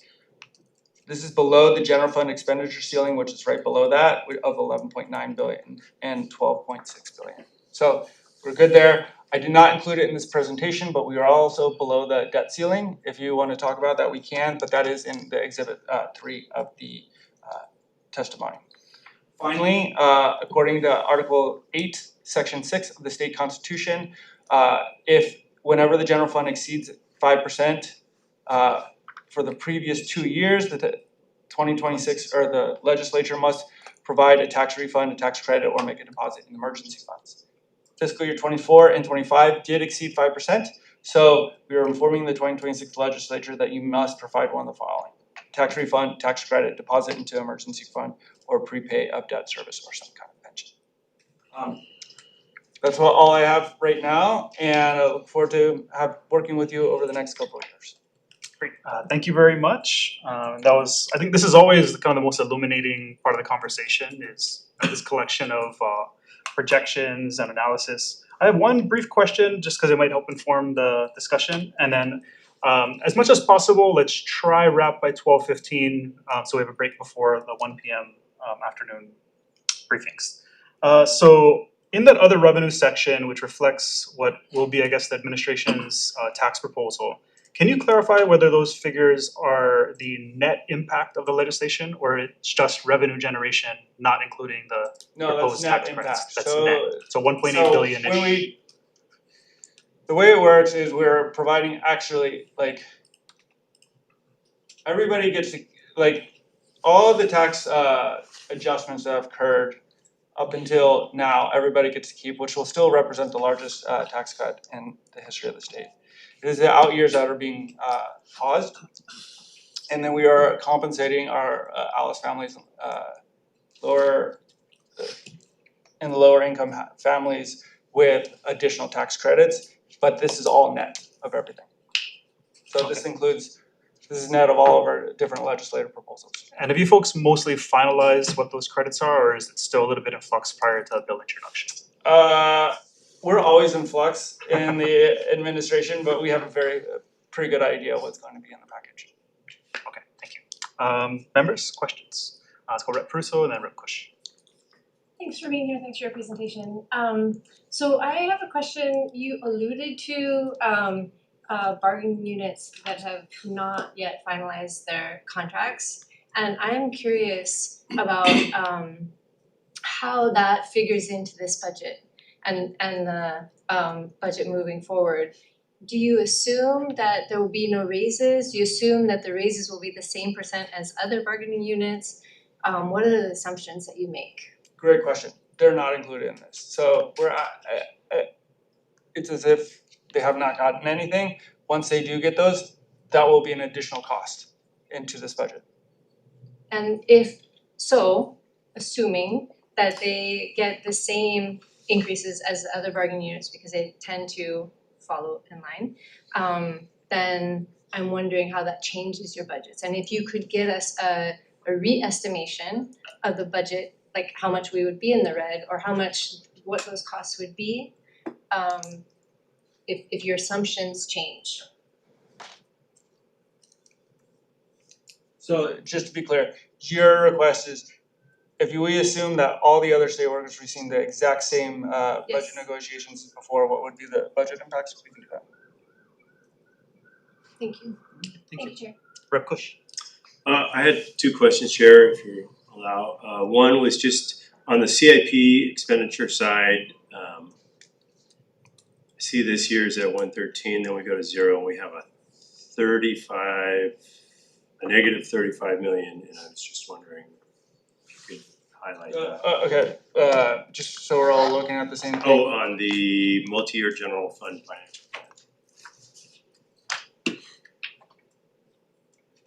And you're asking in CIP, the negative 35?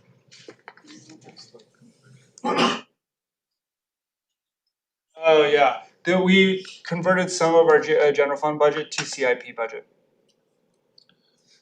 So, but some budgetary items that were in the general fund budget, we moved some of that to our CIP budget, and that's what it includes. Okay. And then my next question was regarding the tax fund or credit. You recognizing the law, is there any, have you run any kind of projections, what the effect of like a tax refund would be, or you know, bolstering our emergency funds, or prepaying debt, or pension payments? Has there been any kind of financial modeling to see like what are the outcomes of those different options? Generally, those we do in consultation with the legislature during the session. If you want any particular analysis, we're happy to provide it to you. Okay, thank you. Great. Members, additional questions? Thanks for being here. Congratulations on your new position. I have questions about the new green fee. So I'm reading in your presentation about you have estimates 42 million FY26, which I'm assuming is from this January when it started to June, and then 87 million FY27, and that in the middle of session you're going to come with a list of projects that the committee has approved. So a couple of questions relating to that.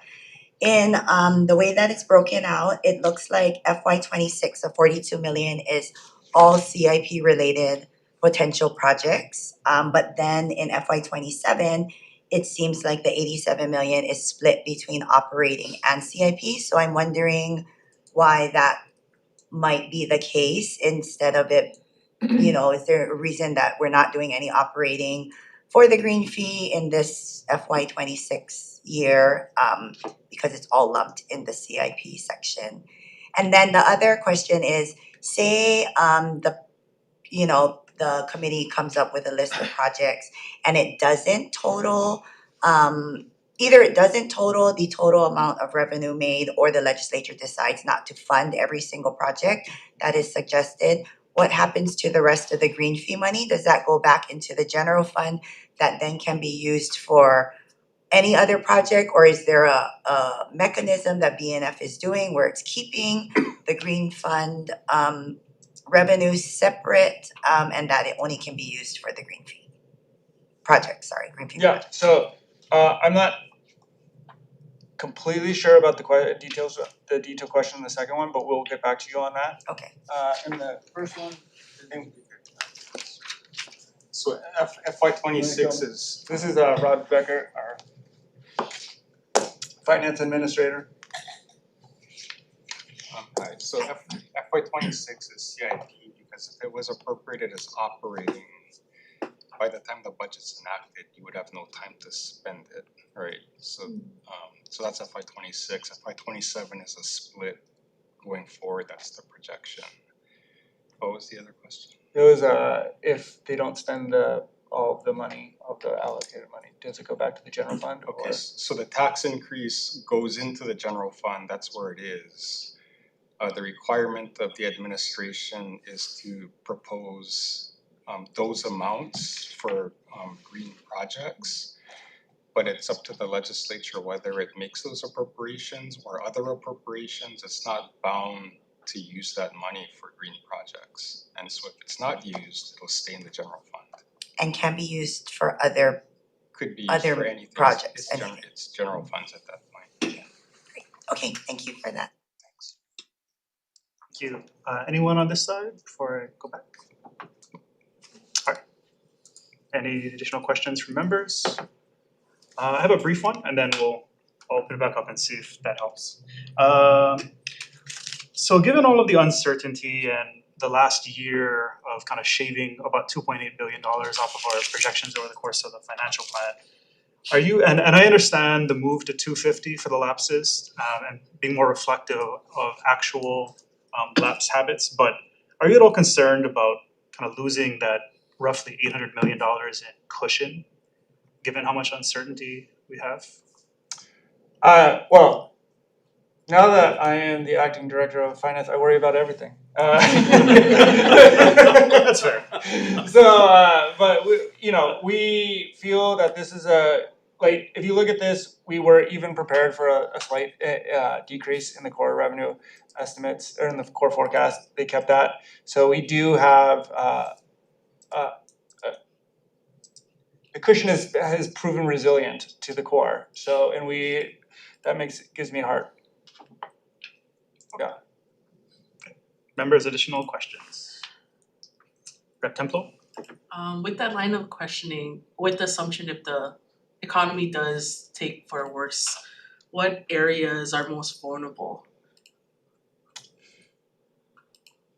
I mean, in a recession, government costs go up and and revenues go down. However, we do have the EBRF and the Rainy Day Fund. Like, that's what it's for, right? So if there was a large recession, we are prepared to handle unexpected events, right? And that's part of why we have a healthy and robust state reserve policy. Do you know what department or programs are more at risk? Do you guys have like a priority list, or you value which ones you guys keep, or? No, we don't have we love everybody equally here. We don't have a priority list. We work with you guys. You guys are you have the power of the purse, right? And so a lot of that decision making falls upon you. The administration has advisory power and can make recommendations, and we can articulate things and conduct analysis on your behalf, and we're happy to do that. Thank you. Thank you. Great. Additional questions? Rep. Kehoka, Lita is fine. Close Thanks, enough. I was so confident too. Go ahead. Thank you. Thanks for being here. Thanks for joining us. I'm just really curious.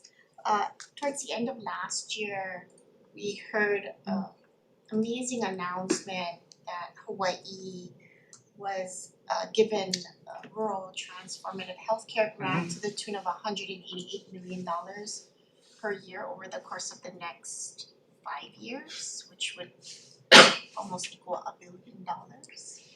And I'm trying to find where we're putting that money, whether it's showing up now, if it's not showing up, is there a separate grant category?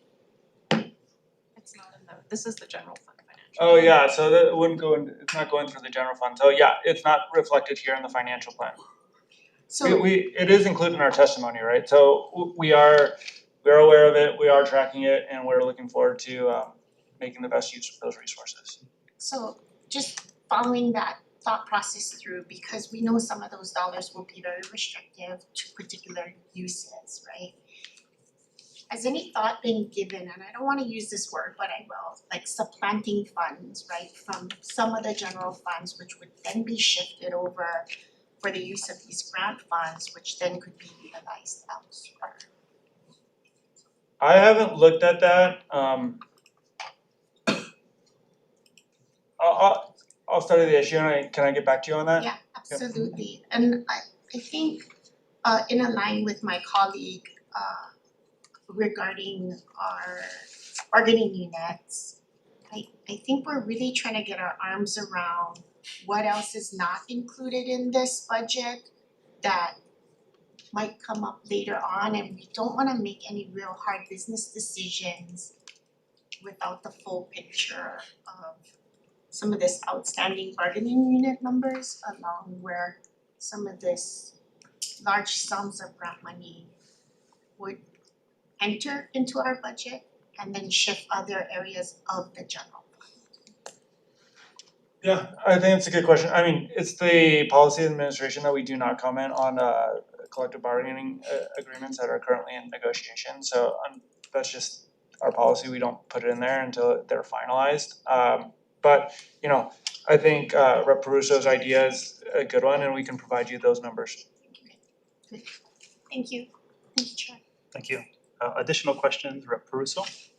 I just have one more question, and it has to do with a conversation that came up yesterday or the day before about restrictions. So I know that you folks have asked departments to give imposed restrictions, and I'm assuming I've actually seen, I think, a little bit of language around the guidance that you provided. But I'm wondering if you are also evaluating the effects of those restrictions. How are they being prioritized, and are you asking departments for reports or evaluations of the impacts of those restrictions?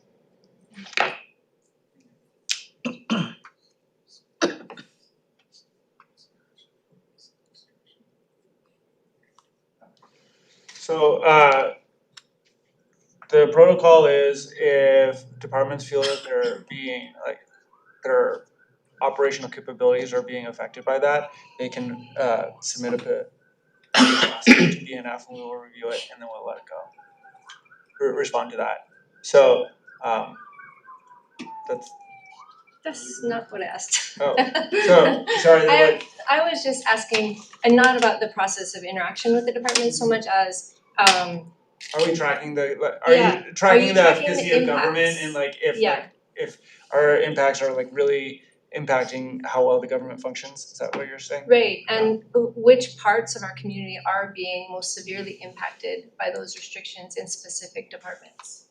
Yeah, I mean, we would be relying on the department's kind of reporting for that, right? Because the departments, my understanding is the departments report like the impacts that they're making, and if they're having certain impacts and they're like the metrics, the efficacy of their operations are changing, then they should report that and we can communicate that to you.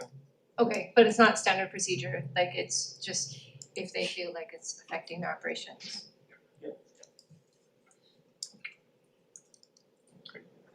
Thank you, Chair. Okay, members, any additional questions for Yamshiro? Okay, thank you. So you know, you're choosing to I think you're choosing to in the future delay tax decrease that was kind of promised to people, and so that's a little concerning for me, right? And then but at the same time, similar to the $35 million that you're converting from cash to geo, there are other things that you can convert also before you do any reduction in what was promised, right? So the green fee is cash, but you're gonna do CIP projects with that. You could geo that, right? And then you could use the cash for that. There's the 49.5 that you're asking to increase the ceiling in the stadium fund, right? That technically that's cash. You could convert that to geo. Have you guys considered all those possibilities? We have not considered every single possibility, but we have considered many. The big issue is 50 million or even 100 million was not adequate to meet our state reserve Well, policies? there's several things, right? So that's one. I'm just asking you specifically on that, right? Have you considered that? Half of the green fee projects. Yeah. So half of the green fee is GO, right? And if there's other ideas that you have, I'm happy to. Well, yeah, so I think that should be a consideration, right? So similarly, I think I think there will be impacts to the departments if we cut, but at the same time, right, we have cut in the past and the departments have survived, right? During the wildfire, we the administration moved money from it for the major disaster funds from all different areas, and then right, it was they were, well, I wouldn't say they were okay, but they worked things out. I think the exercise that we're supposed to be going through is that and that's why I asked Dr. Bonham that question about if the Fed start hiring again and tourism comes back, some of the gains we've had in employment, we're probably gonna lose. So assuming that we have all these vacancies and that in the future we may have more vacancies, wouldn't it be a better idea for the administration to at least work with the departments to figure out which are the absolute need to have versus nice to have, and start looking in the budget from that perspective, and because knowing that people are leaving the state, right? Our workforce segment is shrinking, and the likelihood of us in the near future soon, we're still gonna have this problem of we're not gonna be able to hire, right? We are not the employer of choice that we were back in the 90s when the benefits were better, and we used to give medical for the spouse and all these different things, and right, it was different before, and people wanted to work for the state, but now it's a little harder for us to hire. So we have the collective bargaining issue coming up where I'm kind of like, I think we gotta pay more and to kind of retain them, but because right, inflation is outpacing income, that was part of the discussion today. So all these things, but then we gotta right size what we have. So we gotta go through that exercise. Now, I believe that, okay, the legislature has the power of the purse, but B&F is the one that administers. So you guys are supposed to be going through this exercise and forcing that discussion with the departments that, knowing in the future, based upon what the economists are telling us, that we may not have the workforce that we desire, and these vacancies may be a real thing for a while. Are you guys gonna start doing that? Because I would rather us start working on that, because that's to me a reality. That we are not gonna get the workers that we expect, and we gotta start figuring out what we can do. I started this position 4 weeks ago, but those are all questions I have in my mind. And so one of the things that our goal is to provide analysis, right? And so that all of us collectively can make the decisions that are right for the future of this state. And I think having more information on different scenarios and those impacts would help facilitate this discussion, and that's something that I look forward to But working I with you. think because of the urgency, right, the House will have the budget first. The urgency for you to provide us information or work with your departments to kind of gather information to help us work through that process before we have to put the budget up would be very helpful. My suggestion would be, you said that the governor's plan is a little fluid. I would suggest you update that plan before the state of the state, and you start giving us information as far as what can be possibly done in that respect. Right, I know this question was brought up to you recently, but right, the governor vetoed the 5-year tax credit lapse. How if that was in place, it probably would have helped our financial situation at this point, because in the 6th year, right, it would have been an assumption at that point in time. Now, I have never been about that we're supposed to repeal all those credits, but I believe that the 5-year sunset was to give the legislature the opportunity to review those credits, right? To see whether we should extend it, repeal it, or modify it. And to do an evaluation of is it getting the outcomes that it was intended to get or right to create. And by vetoing it, I think I still believe that was a mistake because without a sunset, there is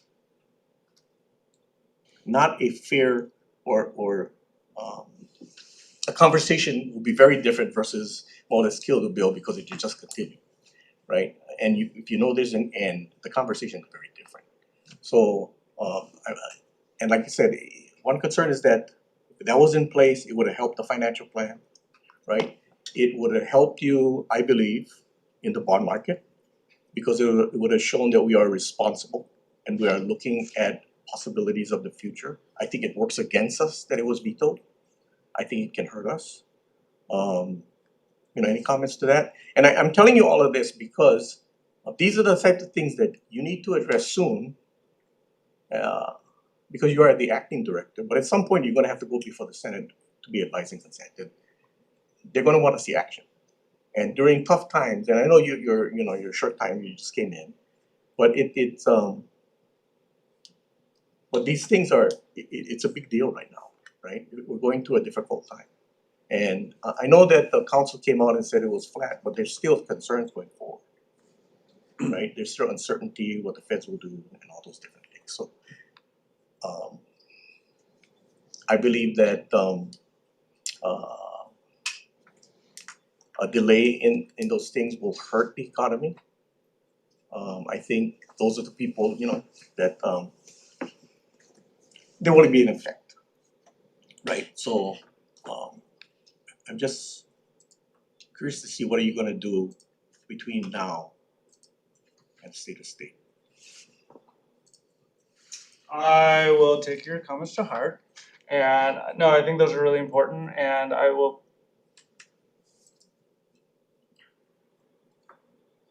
use those to inform my actions between now and the state of the state. Members, additional questions? Okay, I have a hard one. Okay, does the administration, have they given any thought to some of our conversations around some of the federal action, and a lot of it, a lot of how it presents itself is the threat to the state if there's a withholding of federal funds. And what is our responsibility to our residents here to not put those funds in jeopardy? So with that in mind, has the administration given any thought to strategically trying to further shore up revenues so that the federal government has less leverage over our actions? I know it's a hard question. That's a very hard question. That involves legality and lawyers and funds and things, and to my knowledge, we haven't really done that exercise, have we? What exercise? To shore up other areas of the state? Yeah. I mean, the AG's been doing a lot of work with the legal battles. But I think you're asking if there's other sources of funding besides federal funds that we're trying to. Well, I guess what I mean from a strategic point of view, if the federal government is going to be shifting additional costs to us, but also there have been many examples where they've restricted funds to the states or threatened to withhold or potentially even punished other states for their actions, would we be better positioned if we had a larger reserve, or at least working towards a larger reserve so that those actions are less risky or puts us less in jeopardy?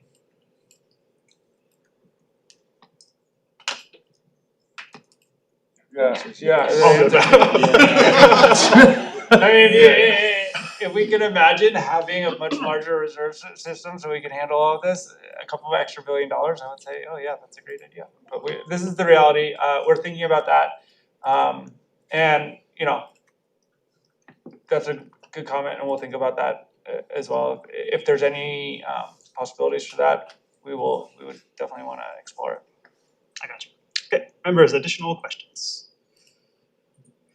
Okay, seeing none, we are adjourned. We're going to be reconvening at 1 p.m. today for the Department of Labor and Industrial Relations and the Department of Hawaiian Homelands. We're adjourned. Thank you.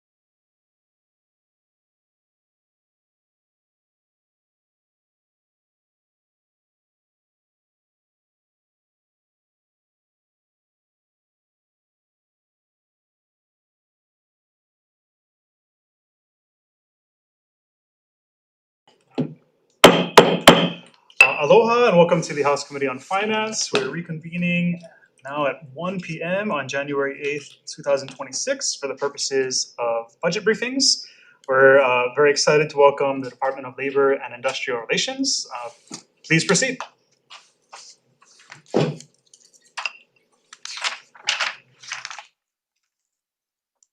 afternoon and Happy New Year, Chair Todd, Vice Chair Takenouchi, and honorable members of the committee.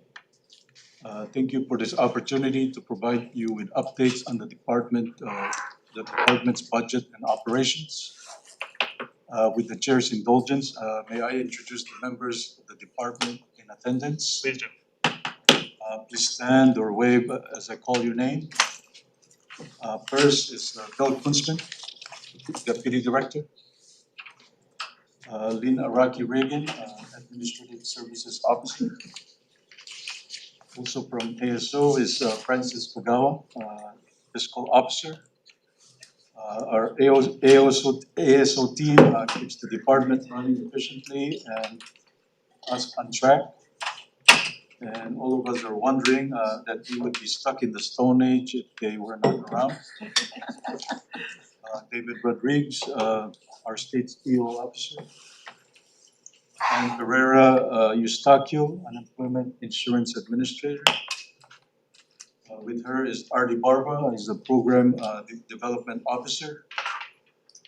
Our UI team spends their days turning complicated rules into actual help for real people while shepherding the UI modernization, which is basically superhero work all around, work rolled into one. Mary Perfilitun Bradis, Workforce Development Division Administrator. Also from WDD is Jay Ishibashi, Program Specialist. The WDD's mission is helping residents prepare for the jobs of today and tomorrow. Joanne Bidenhar, Disability Compensation Division Administrator. With her is Royden Koito, is a Program Sports Chief. You know, if there were an award for balancing empathy, accuracy, and a mountain of regulations, they'd already have a trophy shelf. Cheryl Lee, she's our Wage Standards Division Administrator. The division makes sure payday means payday and everyone play by the rules.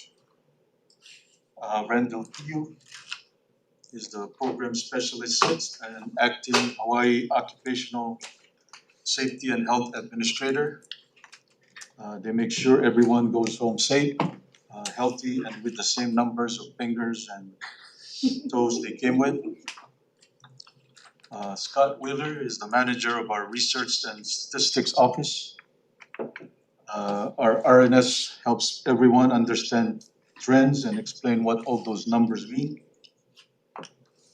Ray Domingo, Executive Director of the Office of Community Services. OCS touches lives across our communities, and they do it with dedication, heart, and impressive ability to juggle priorities given the number of GIAs that they're administering. Marcus Kawatachi, Executive Director of the Hawaii Civil Rights Commission. They make sure fairness isn't just an idea, it's the standard. Dwight Takamini, Chair of the Hawaii Labor Relations Board. With him is David Scan, Hearings Officer. HLRB helps keeps labor and management talking and occasionally agreeing. Alani Kiuge, Executive Director of the Hawaii Retirement Savings Board. She is helping us all plan for the future, so one day that our biggest worry isn't bills, whether to retire in Maui, Kauai, or Big Island. And last but not least, Bennett Misalucha, Executive Director of the Workforce Development Council. With 41 council members, her job description sounds like a dance choreographer for a first line of elephants. DLIR's operations rely on approximately 60% of federal funding, primarily for unemployment insurance, workforce development, and our IOSH. Under the new federal administration, this funding faces significant uncertainty driven by shifting policies, the termination or attempted termination of grants, reductions in award obligations, and prolonged delays in approvals and distributions.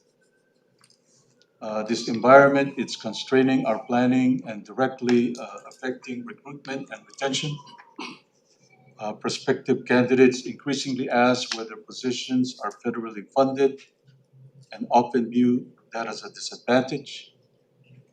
While we were fortunate during the recent shutdown to continue drawing down federal funds and avoid major impacts, Congress' reliance on continuing resolutions with essentially level funding means that while costs rise for collective bargaining, goods and services, our funding remains flat.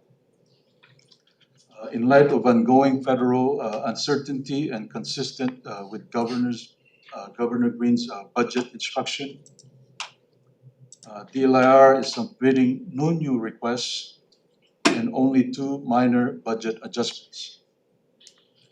Our first request is a transfer of $318,000 to effectuate the budgetary transfer of the State Fire Council and the State Fire Marshal to the Department of Law Enforcement pursuant to Act 302 of 2025.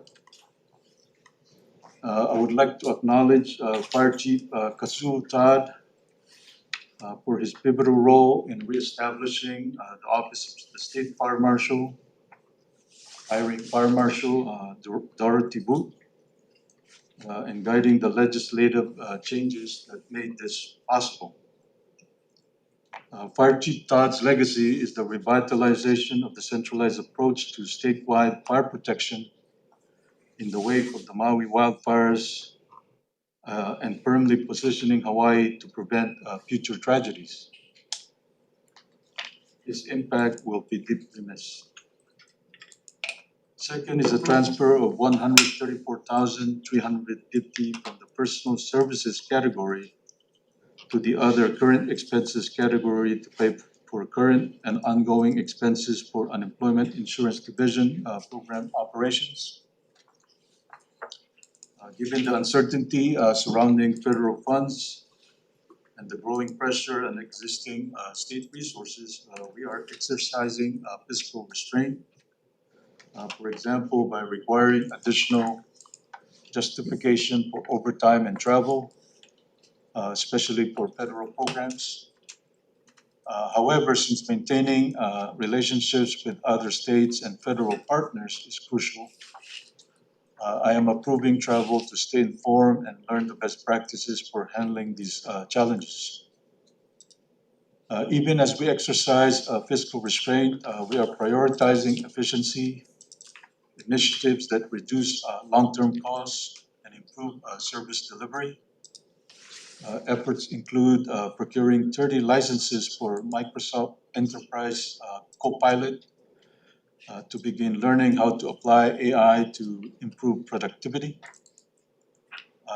developing an AI-powered chatbots to support routine customer interactions and improve the navigation of our website, transitioning our landlines to Teams calling, which is available on our Microsoft platform, developing DLIR-specific online training available through DHERO's Adobe Learning Management System to deliver high-quality, consistent training statewide, transitioning from on-premises network storage to cloud via SharePoint and OneDrive. And our Administrative Services Office has also procured Freshworks to streamline support for fiscal, IT, and related central services functions. If it would please the chair, I would like to continue with a few highlights considering our modest budget requests. OCS has worked diligently to facilitate the legislature's award of 49.5 million to 95 Hawaii nonprofits impacted by federal delays and funding reductions. In partnership with the Aloha United Way, OCS is ensuring these funds are deployed quickly and efficiently so that vital community services can continue without interruption. On December 23, a 25 million check was delivered to AUW. The Huakai project, our unemployment modernization project, remains on track and scheduled to go live in March of 2027. Recently, the UI team has been refining the claimant portal through focus groups with claimants and community organizations. These interactive sessions have been highly productive, and the feedback is helping fine-tune the portal. The focus is on plain language and ensuring it's clear, accessible, and easy to understand for all claimants.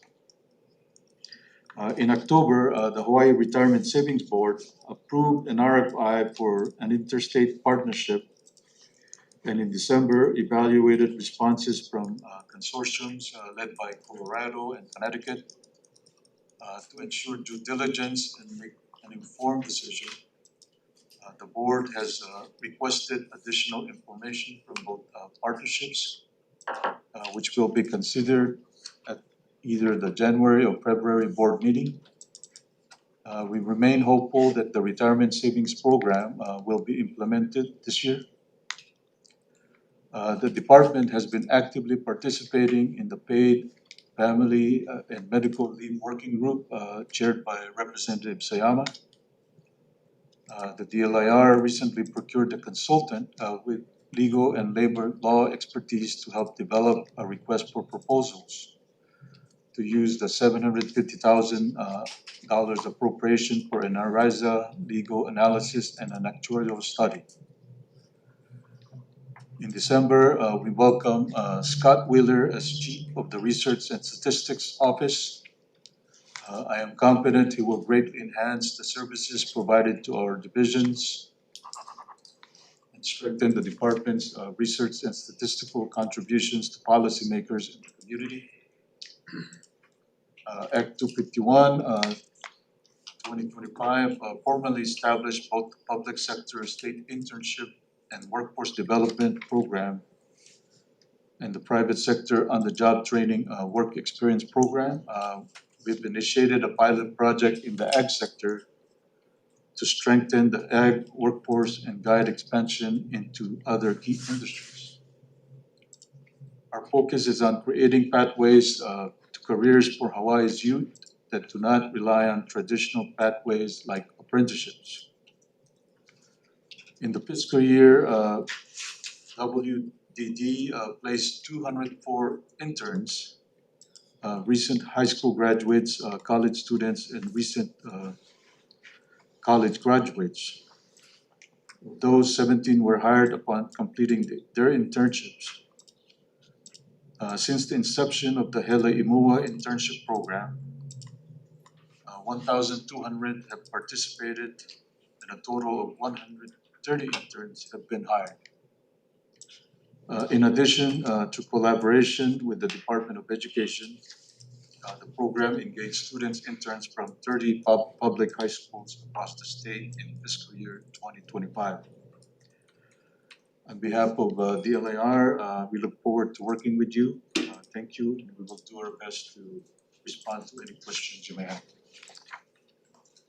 Great, thank you. Before we open it up, we kind of have a few basic ones for most departments.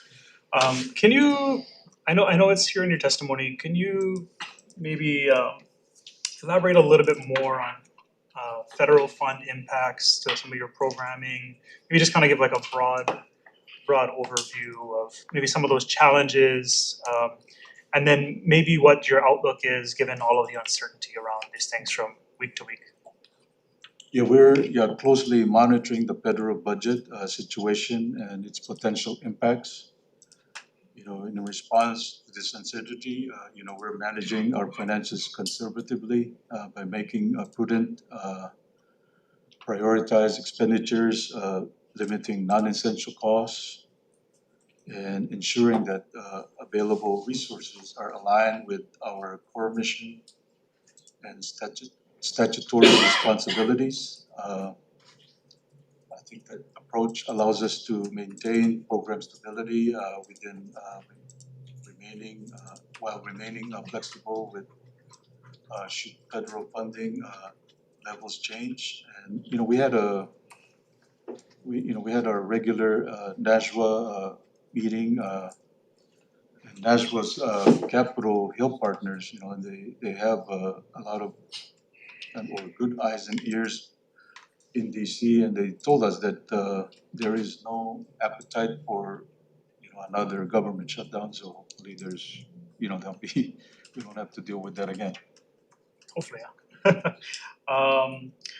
Can you touch a little bit on the existing restrictions and their impact to your department? Do you think you'll be in need of some sort of emergency appropriation, or are you guys handling things already?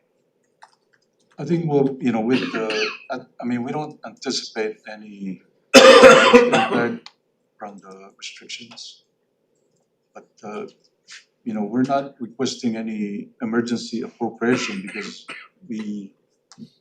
I think our current budget remains in the trajectory that was approved for the biennium. When we submitted that budget, it was conservative, and like I mentioned, we're managing our expenditures carefully, and I think our existing resources are sufficient. Okay.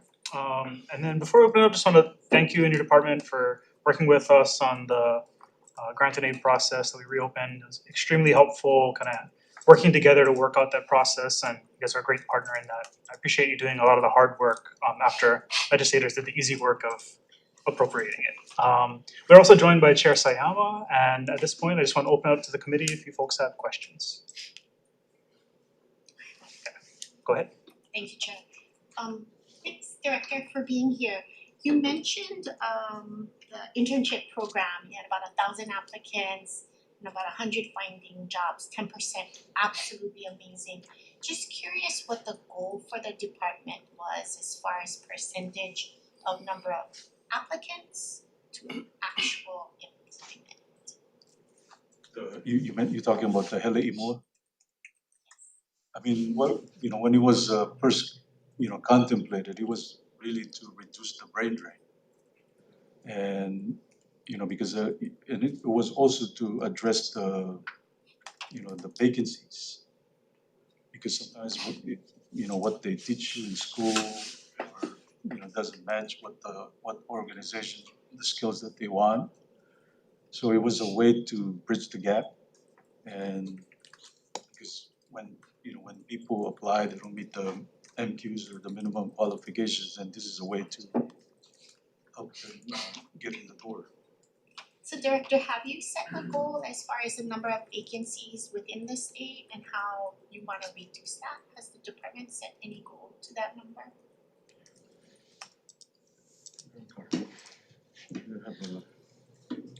Yes, Mary questions are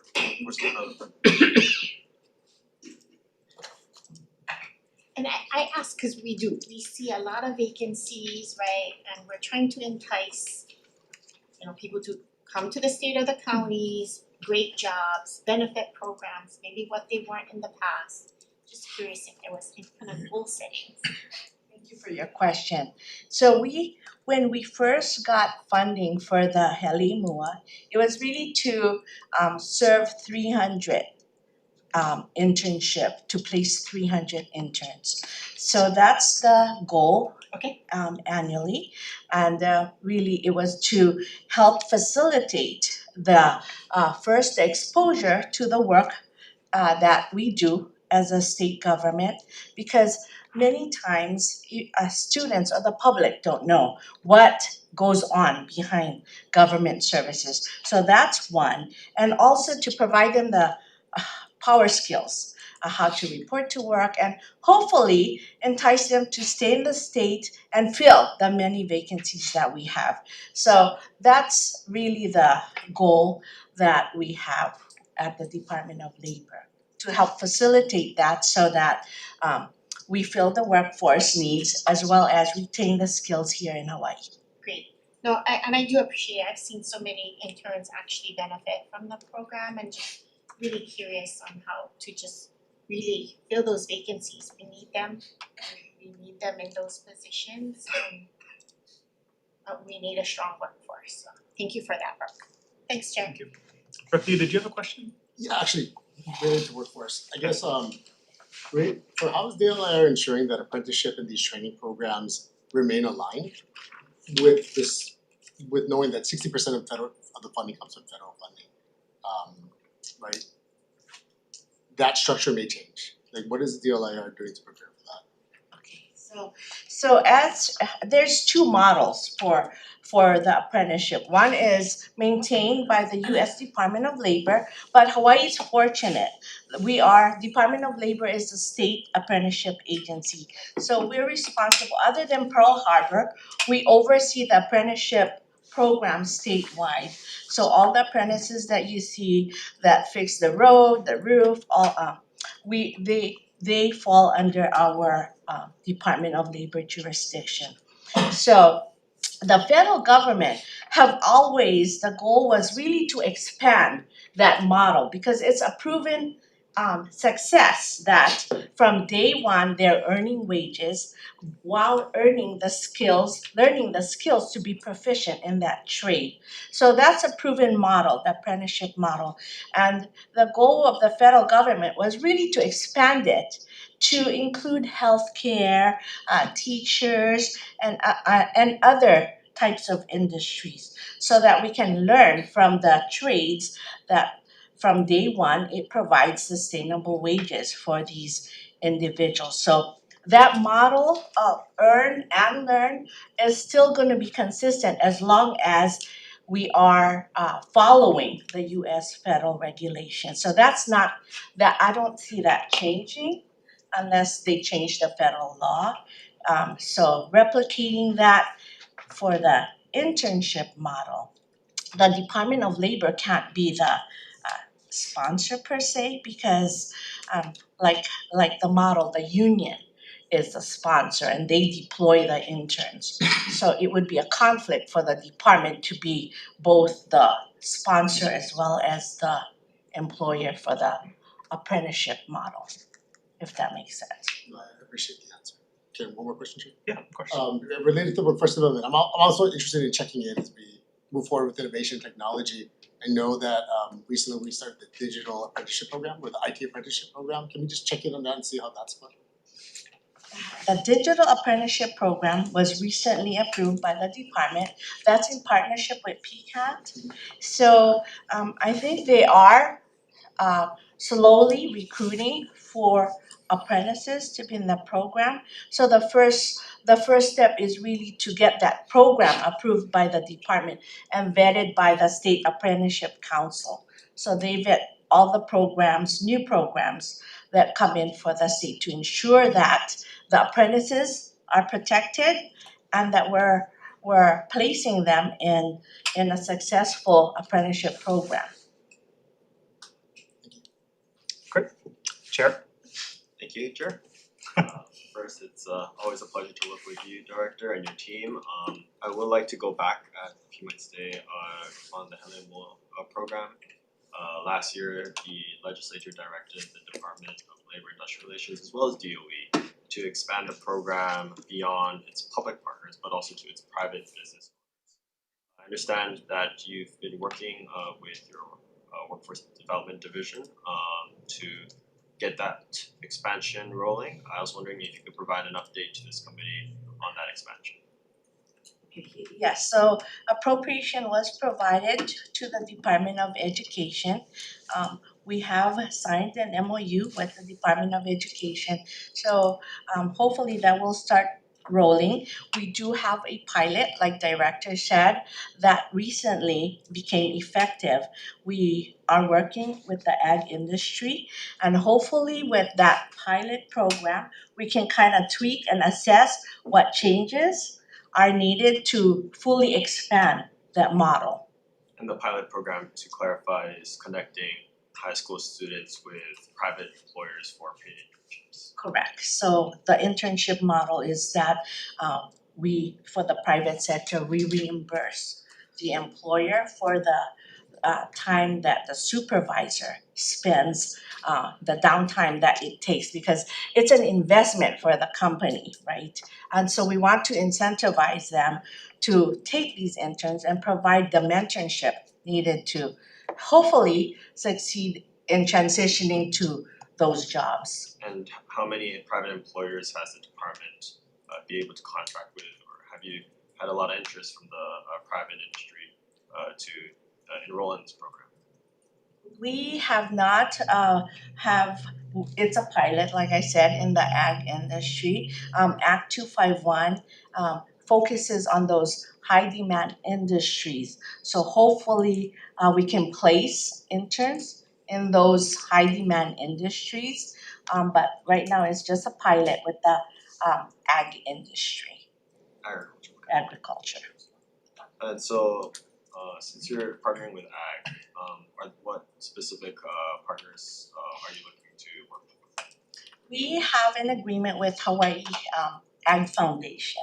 So they're the ones that took 3 interns.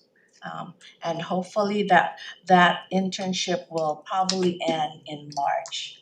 So it's consistent with the state, the public sector internship program. It's 12 weeks, and then it allows the department to extend it for an additional 12 weeks if needed. Thank you. I do have other questions, but not related to Helen Moore, if other members. Yeah, let's bounce around. Rep. Russo? Thank you, and thank you for being here and answering questions. I have a question about, you mentioned that in your materials the proposed consolidation of federal workforce programs and possible loss of funding.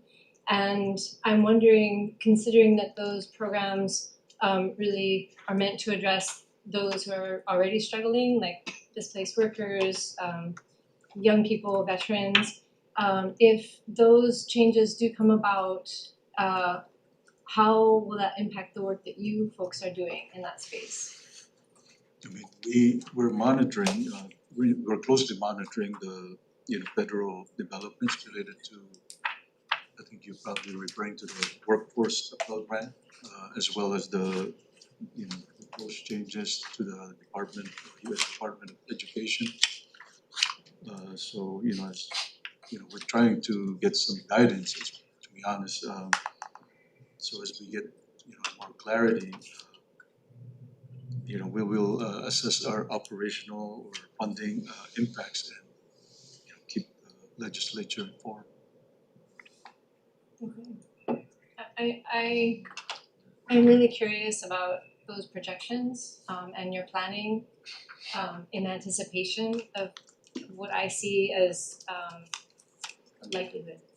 I think there's a high likelihood of that happening. So I am interested in the planning that you folks are doing on that. And I could ask one more question.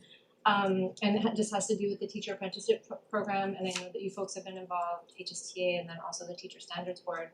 But I'm wondering, what is your position in that relationship? What work are you doing in the TAB? Yeah, we got the paints and the brushes. All that's missing is the canvas. We cannot make it happen.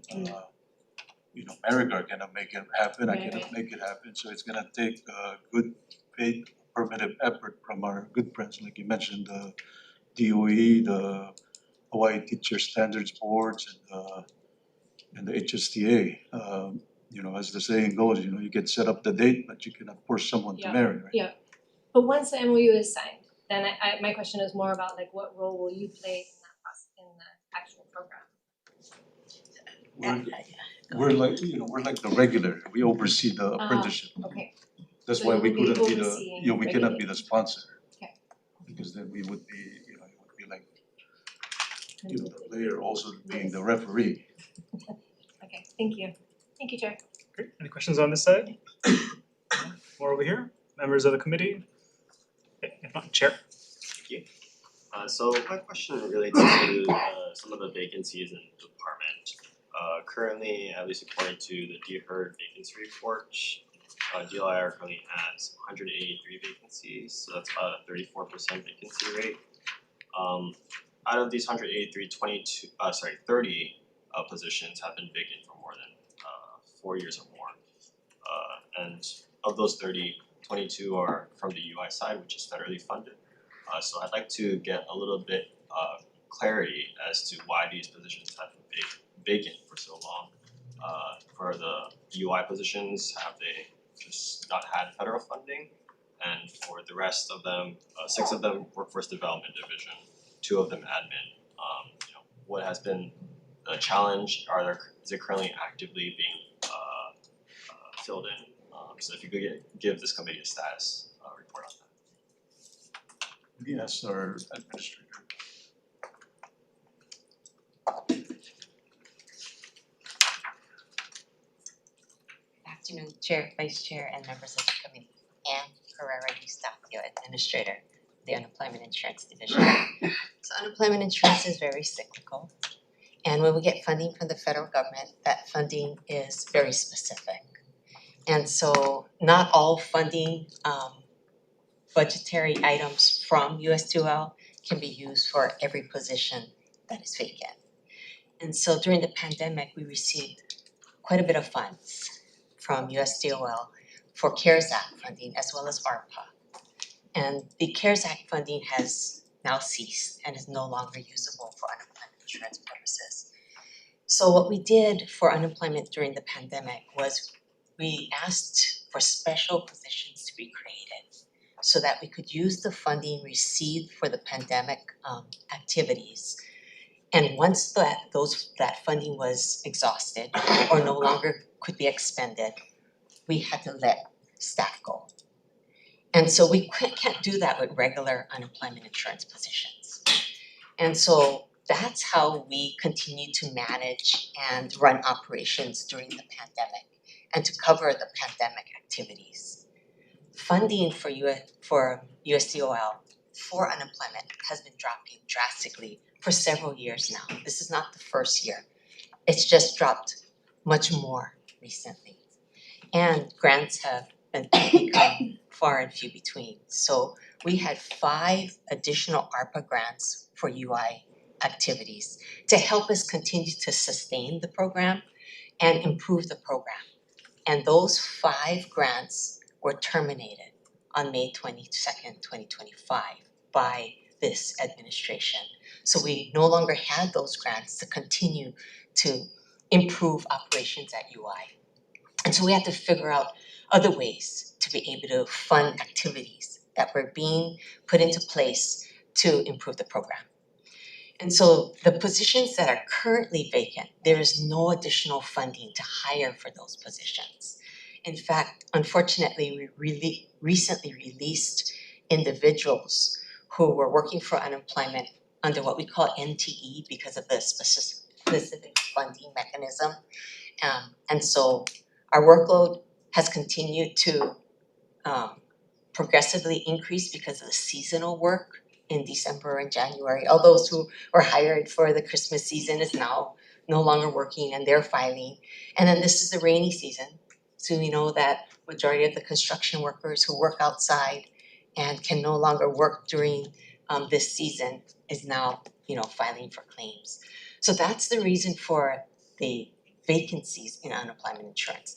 If we could, we would love to be able to fill those positions if we had additional funding to do that, because workload is still there and we still have to service the public. Thank you for clarifying. And what if and this might be a question for the Workforce Development Division, 6 positions there that have been vacant for more than 4 years. I noticed 2 of them are based in Hilo. Is there an opportunity for the department to assess, what's happening with these positions and its relevancy to its mission right now?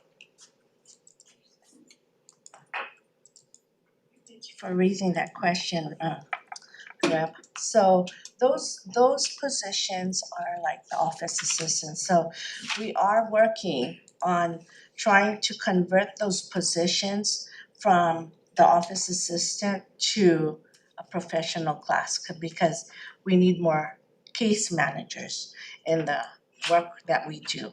So that takes some time to describe, reclassify, and of course, if the pay is greater than a specific percentage, then that requires additional approval process. Yeah, okay, no, thank you. I just wanted to make sure that, you know, the department is aware and is actively doing something about these positions, because we just don't wanna leave them open for too long. So I appreciate the work there, thank you. No further questions, Chair. Thank you. Rep. Templo. Thank you, Director and Department, for being here today. My question is actually on SSDI. I know with the federal changes, they're making it more difficult for people to apply for that. Does the state have any plans on how to help those in need? I know even before Trump, I had friends who tried to apply for that 6-7 times denied, and it's always try and try again. But now I'm sure it's gonna be even worse or even impossible. So does the state have plans on how to address that?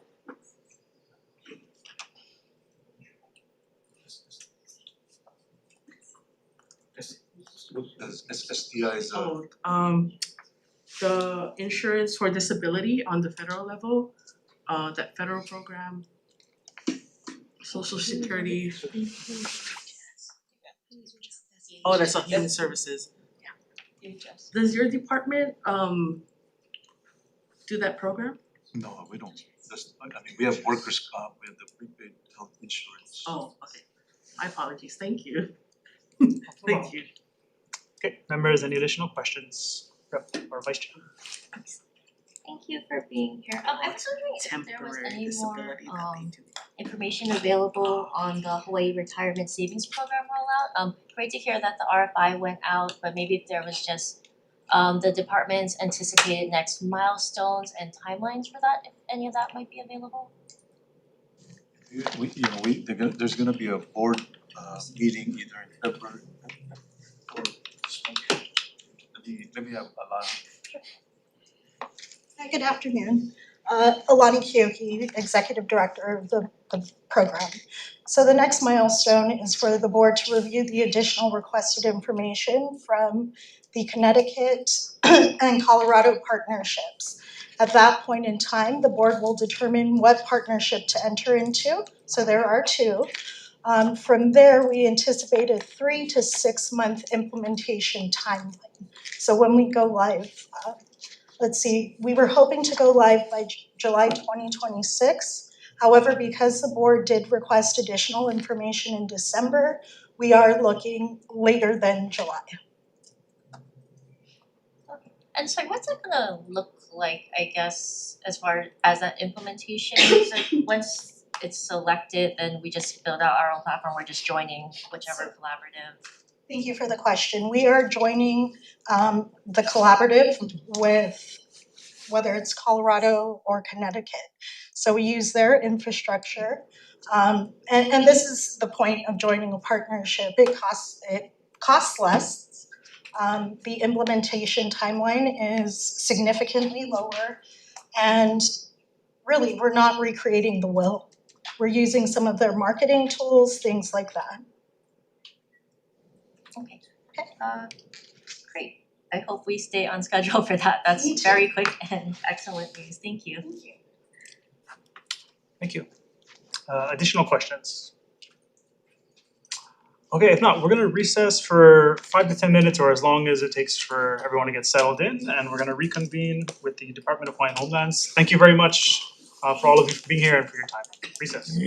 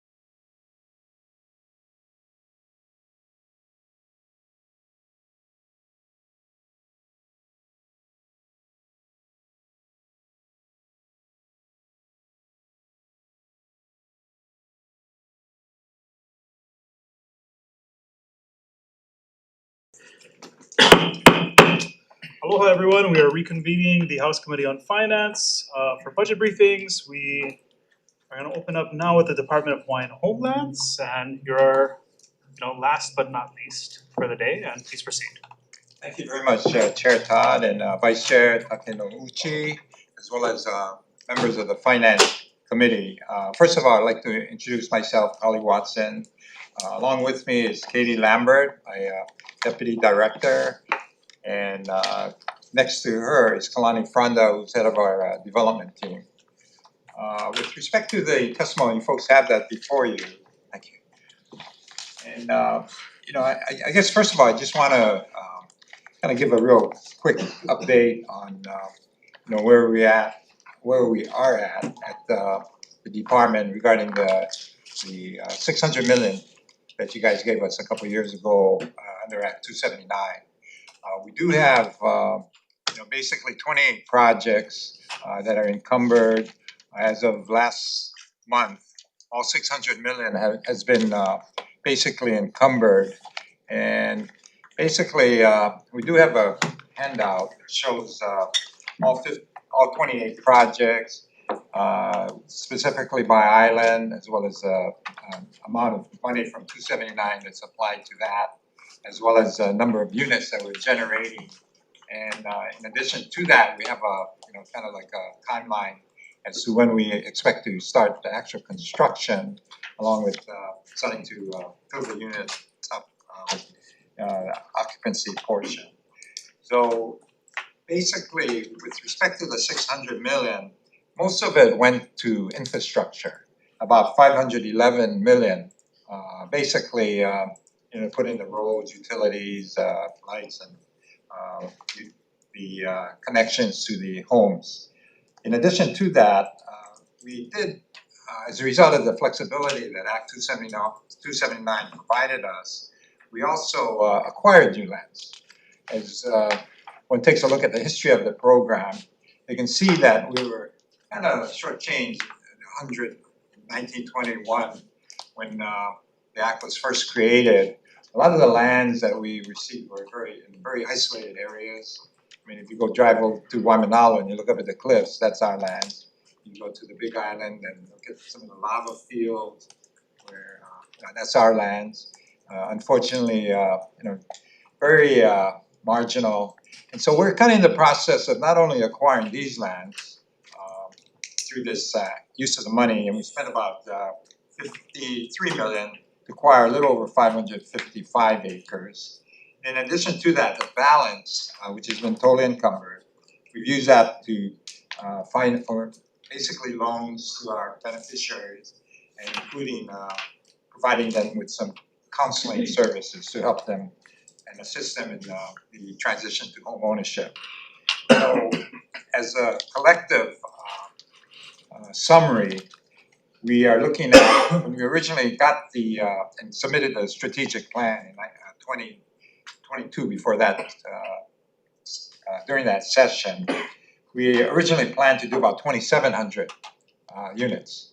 But with the leveraging of the money, additional funds, as well as identifying lands that don't cost as much to develop, we're able to kind of expand our scope of development to the point where we're now looking at close to 6,400 new homestead leases. And then as of the end of last year, we've actually awarded out about 2,500, what we call these project leases. And just a little explanation of the project leases. These are leases for specific projects that have been chosen by our beneficiaries who now come off the wait list. And then they are part of either the first phase, in which we're using the money you gave us to actually start the construction, but the balance, or phase 2, is subject to funding. Hopefully we'll be able to get funding in the near future so we can commence that portion. But the good thing about that is not only do we have the lessees taken off the wait list, but also have an identified project that they can look forward to having home ownership. And in some cases, that is a real necessary situation, in that a lot of the recipients of these project leases are elderly. More than half of our wait lists are over 65. As a result of them, a lot of them are passing away. And so with these project leases that they now have, they are able to pass it on to their heirs at maybe as low as 25% Hawaiian. Whereas prior to that, if they were on the wait list, their heirs had to be 50%. So that's kind of opened up and protected their legacy regarding the moving on should they pass away. Now, one of the things that yes, in the handout, it also shows that not only the use of the money to leverage and do these 28 projects, but it also reflects and has created the opportunity to, and you know, when you talk about job creation as well as just business activity, just by putting in all this infrastructure, it's generating about $2 billion in vertical construction. And that is financed from different sources, whether it be turnkey loans, or in some cases for the lower income people that are participating, we use these LIHTC or low income housing tax credits with option to purchase, as well as the rental housing revolving fund and some private activities bonds. And so that has resulted in creating a pathway to home ownership for a lot of the individuals that in the past historically have been bypassed. And so that's the most unfortunate thing about our program. That's where we have the Kalima case. Because of that, I guess you really call it a violation of the trust that's mandated for us to carry out. And our lack of doing it in a timely fashion resulted in which you guys provided a settlement. So, and then the third category where we try to address the people on the wait list is the habitat. We work with that program. And finally, we also have the owner builder where we just finished a lot, and then the people can come in and finish it themselves, subject to certain time restrictions as well as building standards. Now, I'm not sure what you wanted me to do, but we can go through my testimony, and I can have my staff also get into the details, or would you like us to just summarize and highlight some of the things that we're looking at doing? I think it's your call. I think highlights would be good because members may have questions that'll be more appropriate for that level of detail. I'll have Katie Lambert. She's kind of heading up the our review and the testimony regarding the budget. So, Katie. Yeah, so with respect to really the operating portion of it, Kalani will speak more about what we're doing with our CIP types of request and development.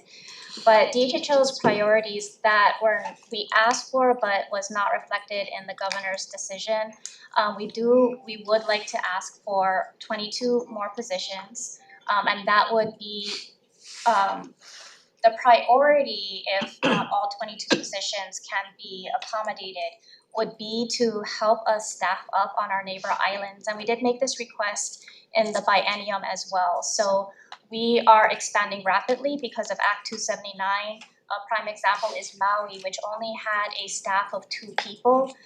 Given our current positions, we did add a third, so they now have 1 supervisor and 2 homestead services assistants. But Maui, and Kalani can speak to this later with our development, Maui is going to be growing, and we're going to need people on locations and available to our leasees to help them through with transactions, applications, our satellite offices on the neighbor islands in particular, they are supposed to be helping, they're homestead services division primarily, but they do encounter all sorts of things, right? So trespassing issues, our supervisors do have to coordinate with the staff we have on Oahu. So that is actually number 1 in our additional funding request reflected in Table 4 is for 22 new additional positions. Let me just add, last year we had asked for authorization and funding for the 19 positions that were authorized but not funded. I just want to say that normally most state agencies, they have a hard time filling those, and we have too. But we've aggressively pursued and been able to attract some good talented people to work for the program. So of the 19, we've filled 17 in a matter of 4 or 5 months, going through the that DLIR process and which is very involved in, and let's face it, the funding and payments for state workers isn't the greatest. But we've been fortunate, we've been bringing on people that see the mission, can appreciate it, and it's not all about money. In fact, a lot of my staff, including myself, we're here not about the money, it's about trying to address the needs of Hawaiian people. So I just want to say that, you guys are inclined to give us more people that we need, especially on the outer islands. We're really cranking out a lot of projects. And that would be very, very helpful. Thank you. And that's actually a good segue, because when you look at table 8, which is, your tables are a little bit different than mine, but I believe table 8 is the vacancy. So as of November 30th, we had 50 vacant positions. We have 200 generally fund positions, which means we, as of November 30th, is a 25% vacancy rate. However, as of December 30th, we did come down. We only have now 32 vacant positions, technically 39, but 7 of those are filled with 89-day hires. So that brings us down to 16%. So in other words, we are running out of positions. We heard the challenge to fill these spots, and especially with the 19 positions that were just recently funded, we knew that they would be back on the chopping block because of how dated they were, right? We didn't have them available to us for at least 4 or 5 years. So we have been doing, and I want to give props to our HR department, which is really only just 3 people because we're such a small department. They did a fantastic job of getting us there. We are anticipated by February, I think February 1st, to actually come down to even 14%. That's why we have proven ourselves to be worthy of having additional staff, because we've proven that we can fill them. And I know that was an issue previously. We were always questioned, well, you have all of these vacancies. Well, we're changing that. So we really want to petition for additional staff. We need it.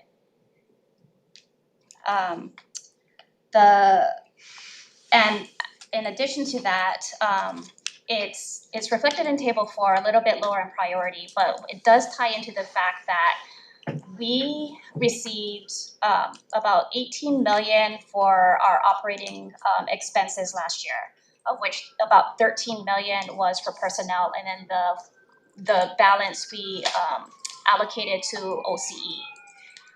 When we look though at our actual budget costs, or our actual salary costs, not the budgeted salary costs, we are coming in higher. So we do need to request an adjustment of about $2 million. I'm sorry, the exact number is in our table 4, to cover actual salary costs in the fiscal year 27. So that is a priority for us as well, that we would be coming in and asking for. That's not currently reflected either in the biennium budget or in our ask to the governor. And finally, we also want to request, of course, an increase. Basically, if we could ask for an increase to what has been provided to us, which is the 18 million, any amount of increase, either so that we can fully cover actual salaries or have more of our OCE covered, would be really helpful, because to the extent that we have greater needs, we are tapping into our trust funds, our special funds, for cover the balance of our OCE costs. And so that's actually what, it's not the tables, but it's attached to our testimony. Attachment 3 shows you what we have received from the legislature as far as general funds, and then how we're covering the total expenses from each of our different trust or special or revolving funds. So those are priorities from the administrative and operating side of DHHL that we would be requesting, or we would like to present to you as priorities. And from there, I think now we can turn it to the development side of it, which is Kalani Franda. Wow. So direct your attention to attachment 1. As Chair had mentioned, we have 20 projects that are currently where we've executed development agreements. We've started encumbered Real quick, for the members of the committee, that's page 19 of your packet. Go on. And so on attachment 1, there's a list of the projects. We also have dates of when these construction starts, or there's a construction schedule, also an occupancy schedule, as well as a Gantt chart that shows kind of the anticipation of what that may be. On the back end of attachment 1, it shows that this is only phase 1 of the 28 projects. There is a budget that's attached to that. And in red, there's areas that are unfunded. So we're referencing that as phase 2.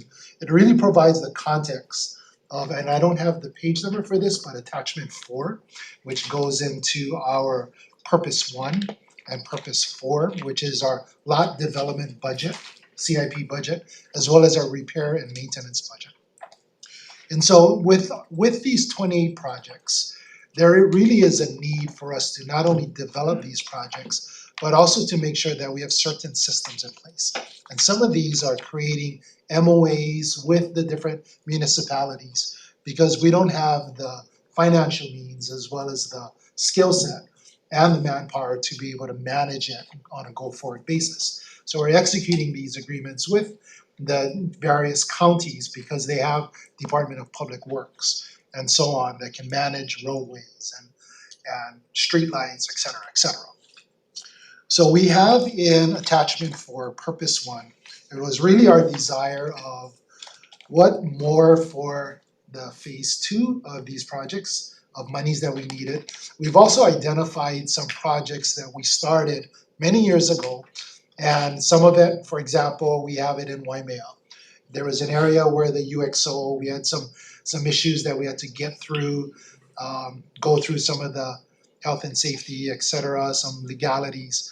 We were able to resolve that, and now we're looking to start to fund these different areas. So we're being really creative with our funding as well. We've been executing different partnerships. Pilina is so important for us.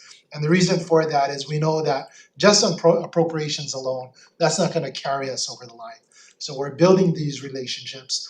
For example, on the island of Maui, they've put a GT set aside, a vehicle that really provides us additional monies. Come 2030, when this bill sunsets, well, we would have accrued up to about $90 million. We're using that for the county of Maui across 3 islands to be able to utilize so we can do shared infrastructure. An example of it is the island of Lanai. Minimal resources, so we really got to be smart of how we're doing our projects. And it makes more sense because the county of Maui is already doing an affordable housing project, something that they've committed to about 20 years ago. Now they have monies, they've put together a development agreement. We've used the emergency proclamation to be able to directly contract the developer that they're using. Great thing for us, we're already using them in Kona, so we're very familiar with these developers. And so now the shared infrastructure allows for us to leverage and bring that cost down, but it's also leveraging additional monies. Counties across the board have been finding different ways to work with the department, which we're very appreciative of. So we come back again to attachment 4 on purpose 1. We've identified a number of different areas that needs attention right now.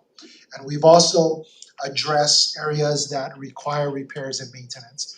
Those are aging communities that we haven't had the opportunity to turn over some of these public facilities. So we're having to bring it up to code.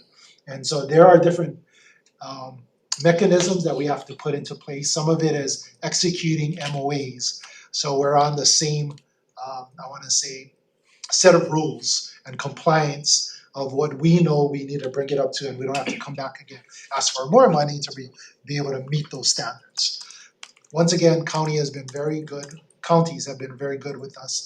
We've been having conversations with the various departments, whether it's DPW, the Department of Water Supply, et cetera, because those relationships really help us move forward our projects, also address the areas where we need to bring up to compliance, turn it over to them so they can manage it. That's kind of that in a nutshell. Open to any questions that you may have. I do want to say that some of our priorities that you see in Purpose 1, we've identified those projects that are on the list of 28 that require additional money now. And because we're moving forward with the due diligence, we're going through with some of the planning and design monies, and we need that. And so we've identified, one of them is in Lihure, where we are projected to issue out project leases that'll total about 1,000 project leases for residential housing in that particular area.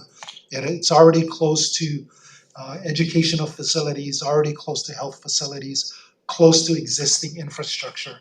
So it's very key for us to really hone in on that particular acquisition and hone in on that area, because we know that it'll move the needle for the Kauai residential wait list. We also identified an area in East Hawaii, Pane'ewa in particular, by Ilama Road. County's doing a lot of work on trying to upgrade the wastewater system. At the same time, we're coming in, improving our infrastructure. We've identified roughly between 400 to 600 lots that we can actually develop in that area. We're gonna be going out this year on awarding project leases there. So we've identified those two as very high priority in our lot development projects that are listed here in attachment 4. Lastly, in the repairs and maintenance, I believe we have that on, just check real quick. It is on attachment 10. And that really identifies areas that are important right now, but also important as we plan for the future of bringing our assets up to compliance. And as you know, in 2050, there is a requirement to really convert a lot of the systems that are cesspool systems into compliance. And so we've started that effort on doing assessments, identifying what areas we should move forward first. We're pursuing also additional funding from the federal government, working with nonprofits. We submitted and responded to an OFO recently, and what this one was in regards to was awarding monies to a nonprofit. So we've identified, because we have a working relationship with Hawaii Community Lending, they've been utilizing monies for repairs, renovations, and so on for our beneficiaries.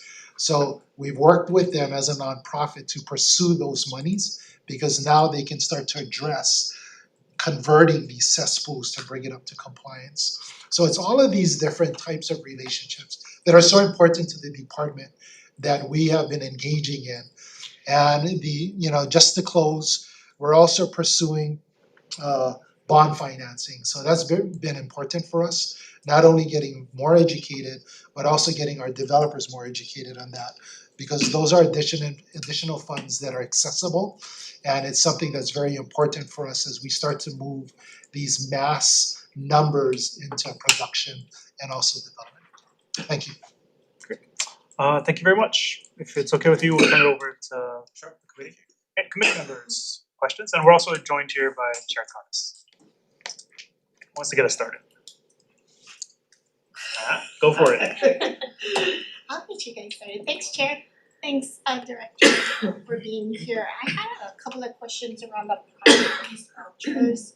And I recognize that, Kupuna, who's been on the wait list for a while, can then transfer that piece.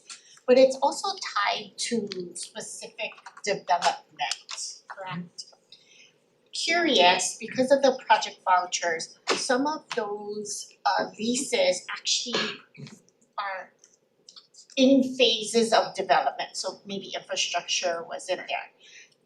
Curious if you have a matrix or some type of table related to those project vouchers, so we can see.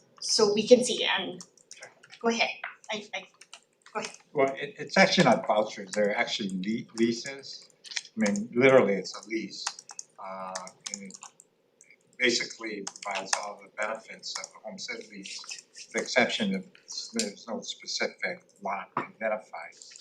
But for example, in next to the Kroc Center in Kapolei, we issued out 700 leases. There's 4 parcels involved that we combined.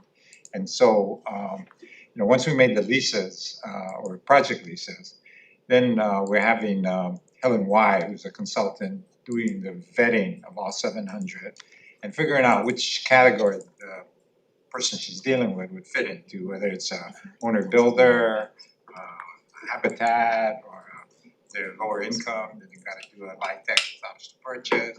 Or if it's somebody that makes enough income so they can qualify for one of the many loans that we have for a turnkey unit.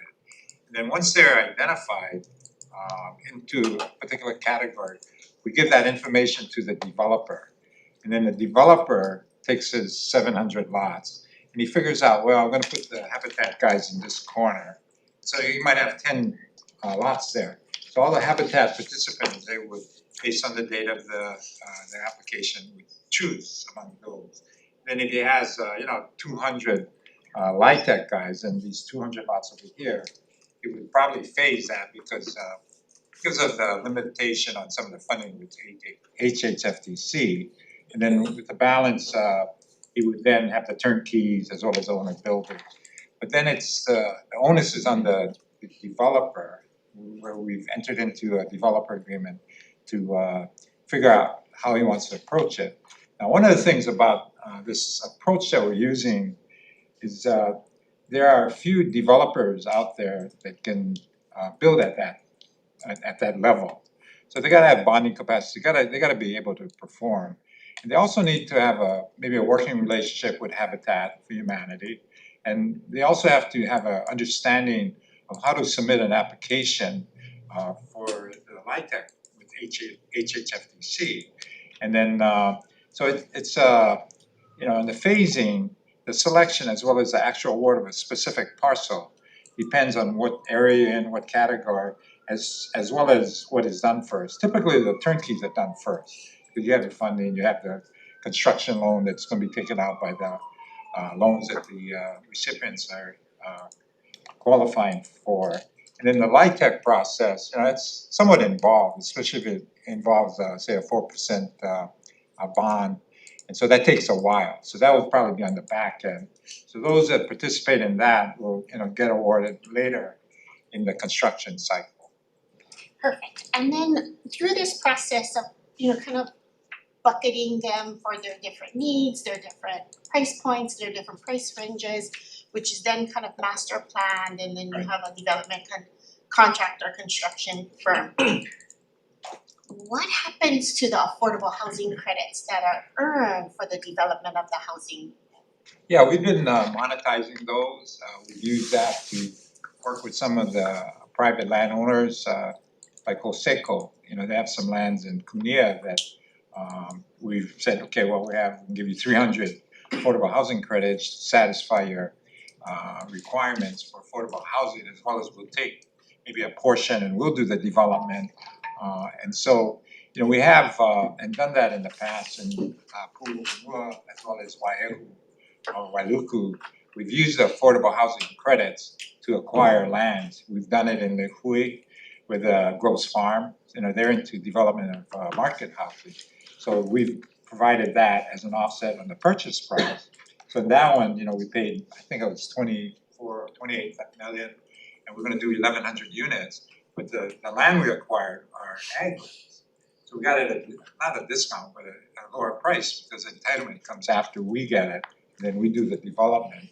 So we're not only monetizing, but leveraging the affordable housing credits, but we're also using whatever funds, like the NAHASA funds, we're using that to leverage and go into HHFTC to, it's a competitive process going after the tax credit.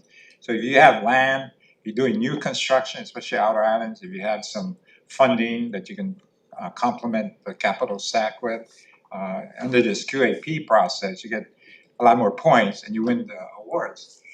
And so we also have gone in and amended the QAP where preference is given to DHHL projects. Similarly, the water, we get priority under the law.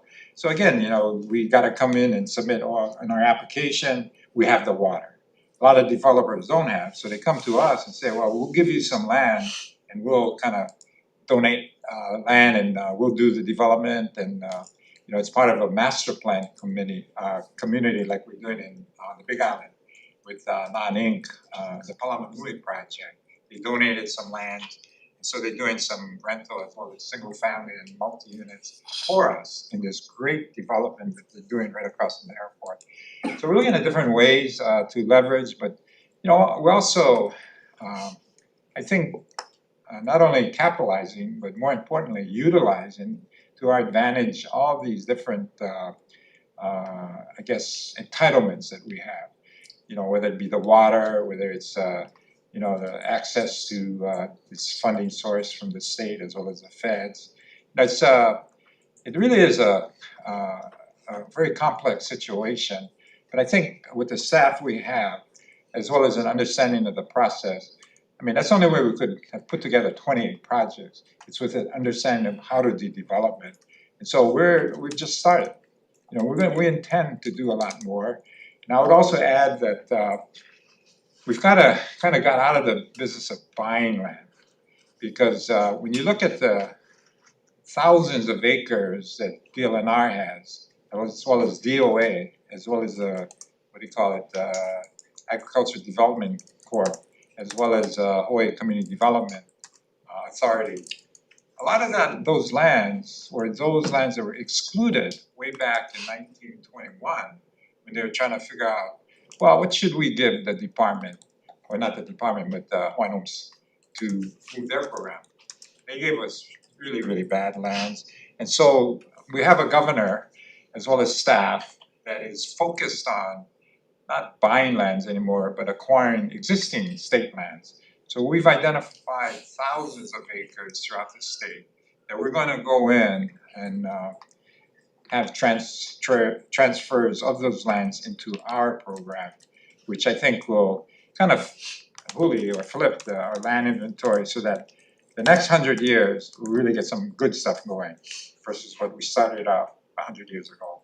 Yeah, So we're I excited about absolutely that. agree, Director. I think back in 1921, we really got shortchanged as far as great lands for homesteading opportunities. I wanted to talk a little bit more about, and I mentioned this a year ago, on how we could leverage this department's sovereignty.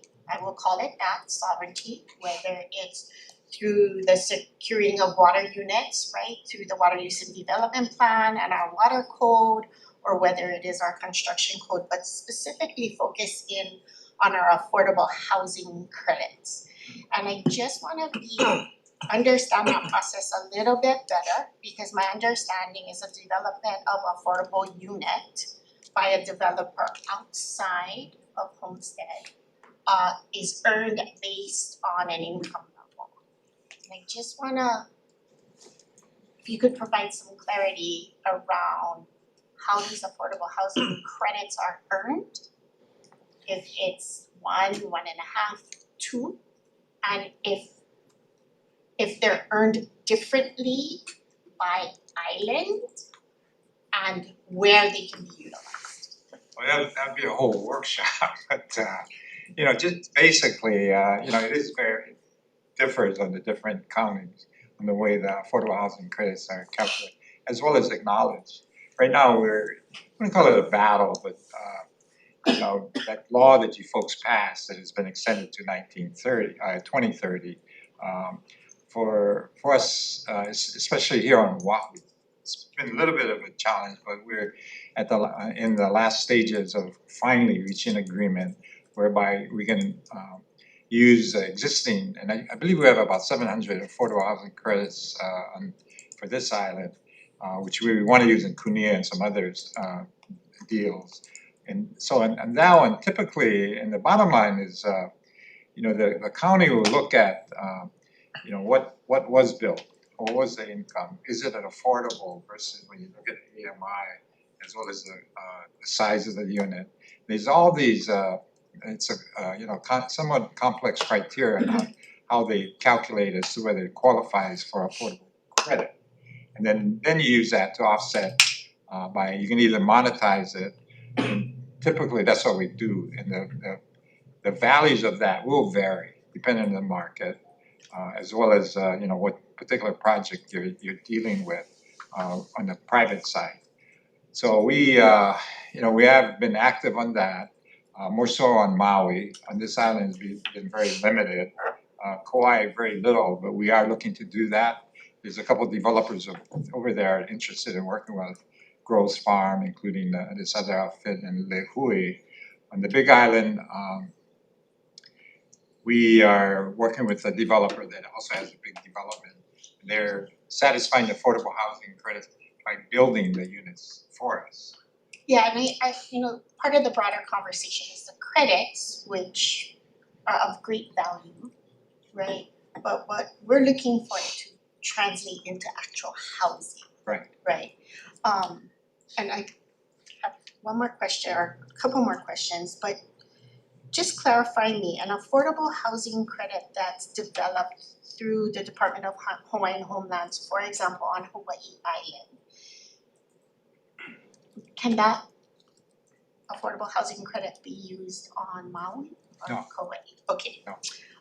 Then I wanted to walk into two more areas. One was the new acquisition of the 500 plus acres that you acquired. And just curious if you guys have secured water units as it relates to the water use and development plan for these new parcels. Which, This is 500? Yeah, you mentioned acquisition of new acreage, Oh, yeah. 555 acres. Right. I'm just curious if you have asserted your reservations for water units under the water code for these new parcels that's been acquired. Well, there are lands in different areas, some required in Hawaii Kai, and that one is a private water system. So we're working with the private water system supplier to try and get water for that. On the Big Island, we have a bunch of water. Well, actually, on that one, the Palama Nui, there's an issue with the water, so we're gonna have to work on that. And again, these developers look to us because of our priority and our preference, I guess, under the law, where we can not only get the water credits and to the advantage of not only us but the developer. But we're going beyond that, and so, instead of just the acquisition, I think like on on Maui, we're developing 3 wells in the Keokea Waihuli area.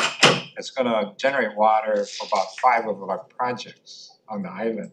And so, that one we're looking to not only get some water or funding to do that, but it's also, it's a $60 million project. So in lieu of us having to wait for the development before the county water supply gives us the water credits, what we've done is we've offered and I've paid for some pumps to make their water system in the existing a little bit more stabilized. And with that understanding, we're gonna build out, but we're also giving you some, I guess operational money.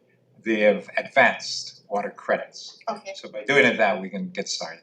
Okay, and then finally, with that new acreage, I'm guessing for homestead opportunities, but the other piece as far as revenue goes for the department is our commercial and industrial leases. How much of the 500 new acres will be revenue generating as it relates to commercial? None of that. Those are for residential. We use the Act 279 for that, and that law mandates that it has to be for a reduction of our wait list, not for commercial industrial development. Oh, last question. For your commercial industrial leases, where are you on the lifespan as far as lease renewals for our commercial and industrial leases? You're talking about the Big Island? You can ballpark it. Well, that's an issue with the Department of Interior, whether we have to go get a congressional act to do the extension beyond the 65-year lease.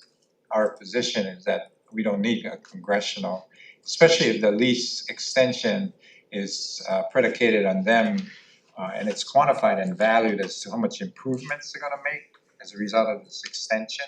And obviously, they only got 10 years on the lease and they need, a minimum 20 or 30 years to get a loan from the banks. We're gonna give them the extension, but only with the understanding that it's gonna go into the improvement of that.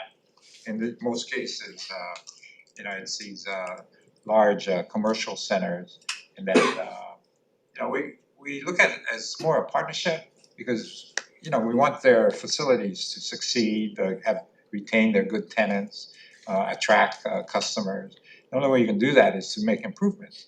And the only way you can make an improvement if you can amortize and get a return on this investment. So the only way you're gonna do that is if you have a longer term lease. Otherwise, you're not gonna do it. So we'll do it with that understanding. Thank you, Director. I think I'm glad we're leveraging our sovereignty for Department of Hawaiian Homelands and accomplishing that. I think there's going to be need to have some forethought as far as those commercial leases and that lease revenue, so that we can start more of a circular economy for the department. Because again, we have a mission, build homes, but building Hawaiians, not just homes for them, and entrepreneurship, I think is actually part of the overall act that Kuhiona for us. Yeah, let me just say that, this is it's 28 projects, it's just part of what we're doing. What you're talking about is revenue production as well as opportunity jobs, enterprise for our beneficiaries. So just like on this island, we're doing a raceway park on a 140 acre parcel that's gonna cost maybe over 200 million. We're also doing an industrial park right across the drainage canal, and we under contract. That's gonna be another 200 million. We're also gonna we're looking to extend the TOD rail all the way to Kamakana-Ali'i, and then work with the Stark Railroad track guys to extend that all the way out to Ko'olina. So we've been working with HART as well as there's a bill in the city and county or Bill 60, I believe, to extend and allow extension of the rail to our commercial center or our Kamakana-Ali'i. We're also, in the Big Island, we're starting to work with Parker Ranch and KS regarding the cattle industry. We have a bill that's gonna hopefully improve the water systems, activate a lot of more of our lands. But we've got all this, to me, potential fire hazards out there that's just laying vacant. So the only way to minimize that is to activate the lands and put cattle or whatever on it. So we're working with the private developers, working with Alun Farms on the west side of Kauai. We're looking at there's 4 existing wells that I just found out about in the Kekaha area by Waimea that were built during the Waihe administration. 4 saltwater wells that we hope to not only access, but create these fish ponds. Because not only cattle is going for a premium, you look at the fish nowadays, that's going at a premium. So if we can create these sources of food and be a part of that industry, that'd be awesome. You got the Kauai coffee plantation that's being jeopardized. We have adjacent lands, so we'll be talking to them if they want to move over to our lands and work with our people and provide our ownership interests for our beneficiary. We're ready. So and we have the water. So when you talk about sovereignty, there's a lot of opportunities for us. Yeah, thank you, Director. I do appreciate activating our lands for the benefit of the entire community, really holds true. I've always appreciated Hawaiian Homelands because this is the one area that cannot get gentrified and move our local families away from the state. I agree. Thank you, Director. Thank you, Chair. Thank you. Additional questions, Chair? Thank you, Chair Todd, for letting me join the Finance Committee today. Thanks to the Department of Hawaiian Homelands and your leadership. I'm very happy with the progress you've made on Act 279 funding. I see the budget, and thanks for the briefing on that. But since this is the Finance Committee, I wanted to also understand the bills that you're submitting that will also come to the Finance Committee. They'll have to go through other committees first, so if they make it through, they'll come to Finance. But I would like to have an understanding of, you've got a bill that the Hawaiian Homes Commission has approved for submission to the legislature that is asking for a general excise tax exemption. Could you explain what you project to be the amount of general excise tax that would be exempted? So how much we would lose from our GE tax revenue? And then on the flip side, if you were to get this, what kind of economic multiplier do you expect to see so that we can generate, as you say, you're gonna generate other business that would pay taxes. So how much would it unlock? So how much would we lose and how much would we gain? Right. So for, in this past couple of years with the emergency proclamation, we've been able to save about 6 million on the first year, 9 million on the second. So for a total of about $15 million just for the GET exemption. Very key for us because that now applies to cost of housing, et cetera, and so on. So allowing for us to be able to pass that savings as well on to not only development, but also to our beneficiaries. Secondly, where will that, with that 511 that went towards infrastructure, it unlocked $2 billion worth of vertical financing that our developers were able to bring in and partner with us. That generates that type of funding and so on, builds, it adds employment, et cetera. So, it really engages with the funds that we have. We've been able to allow for more opportunities that are out there, whether it's savings or being able to regenerate and then be able to bring in more types of workforce as well. It would be useful for me as well as Finance Committee if you could project not just what the fiscal impact would be for the loss of GE tax revenue in the proposed bill during the biennium, but also project it out because the Finance Committee has to do a longer term fiscal plan for the out years as well. So it'd be very helpful if we knew what the fiscal impact would be on the GE tax. And could you explain to the committee, when you're talking about a GE tax exemption, what services are gonna be exempted that you're talking about here? Where's so I'm not sure if you want to jump in on this.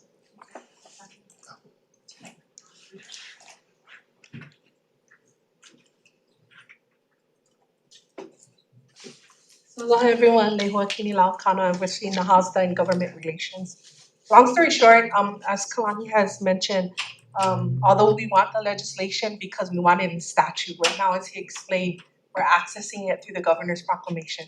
So if that ever goes away, then that opportunity goes away.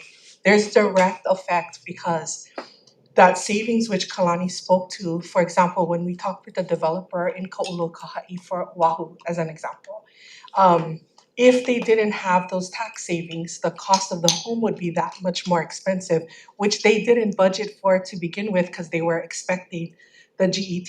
So it's really a multiplier effect. But if you're asking us to project that over time so finance can have it, I think we have it based on all of the development projects you have. So then we just have to take all the development that is proposed by year and give you an estimate of what that savings would be, but I think you also are asking for a multiplier, right? So I think it's important for all of us to understand both what is the fiscal impact of the loss of GE tax revenue, but also the economic multiplier. How much would that unlock in terms of other projects? Because I think were you folks briefed by Carl Bonham?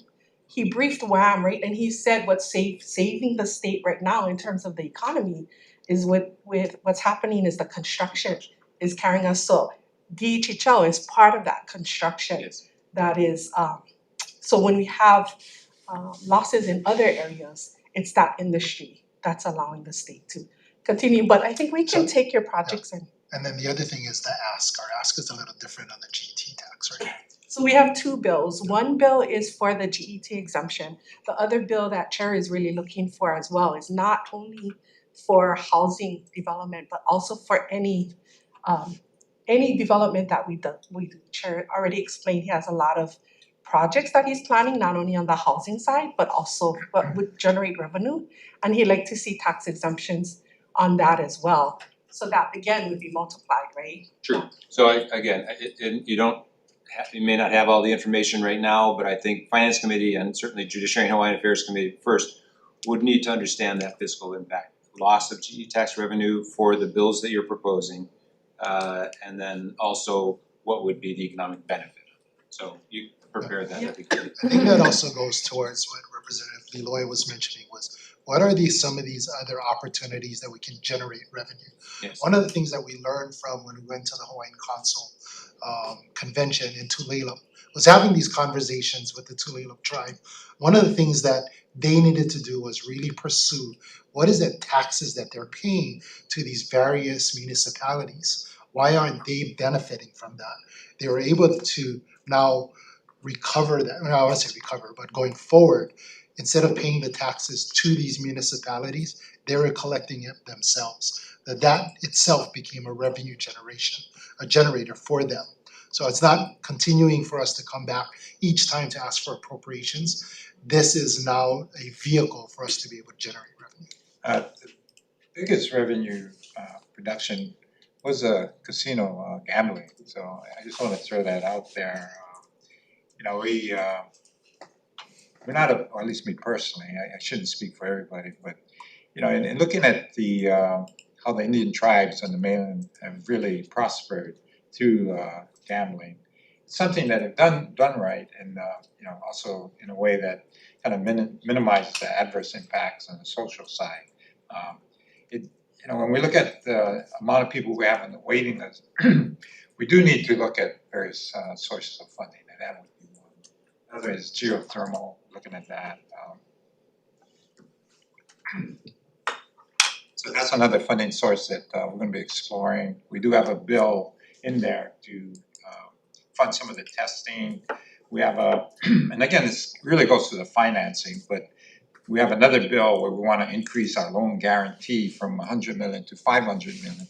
With the guarantee, you have a lower interest rate on what's borrowed.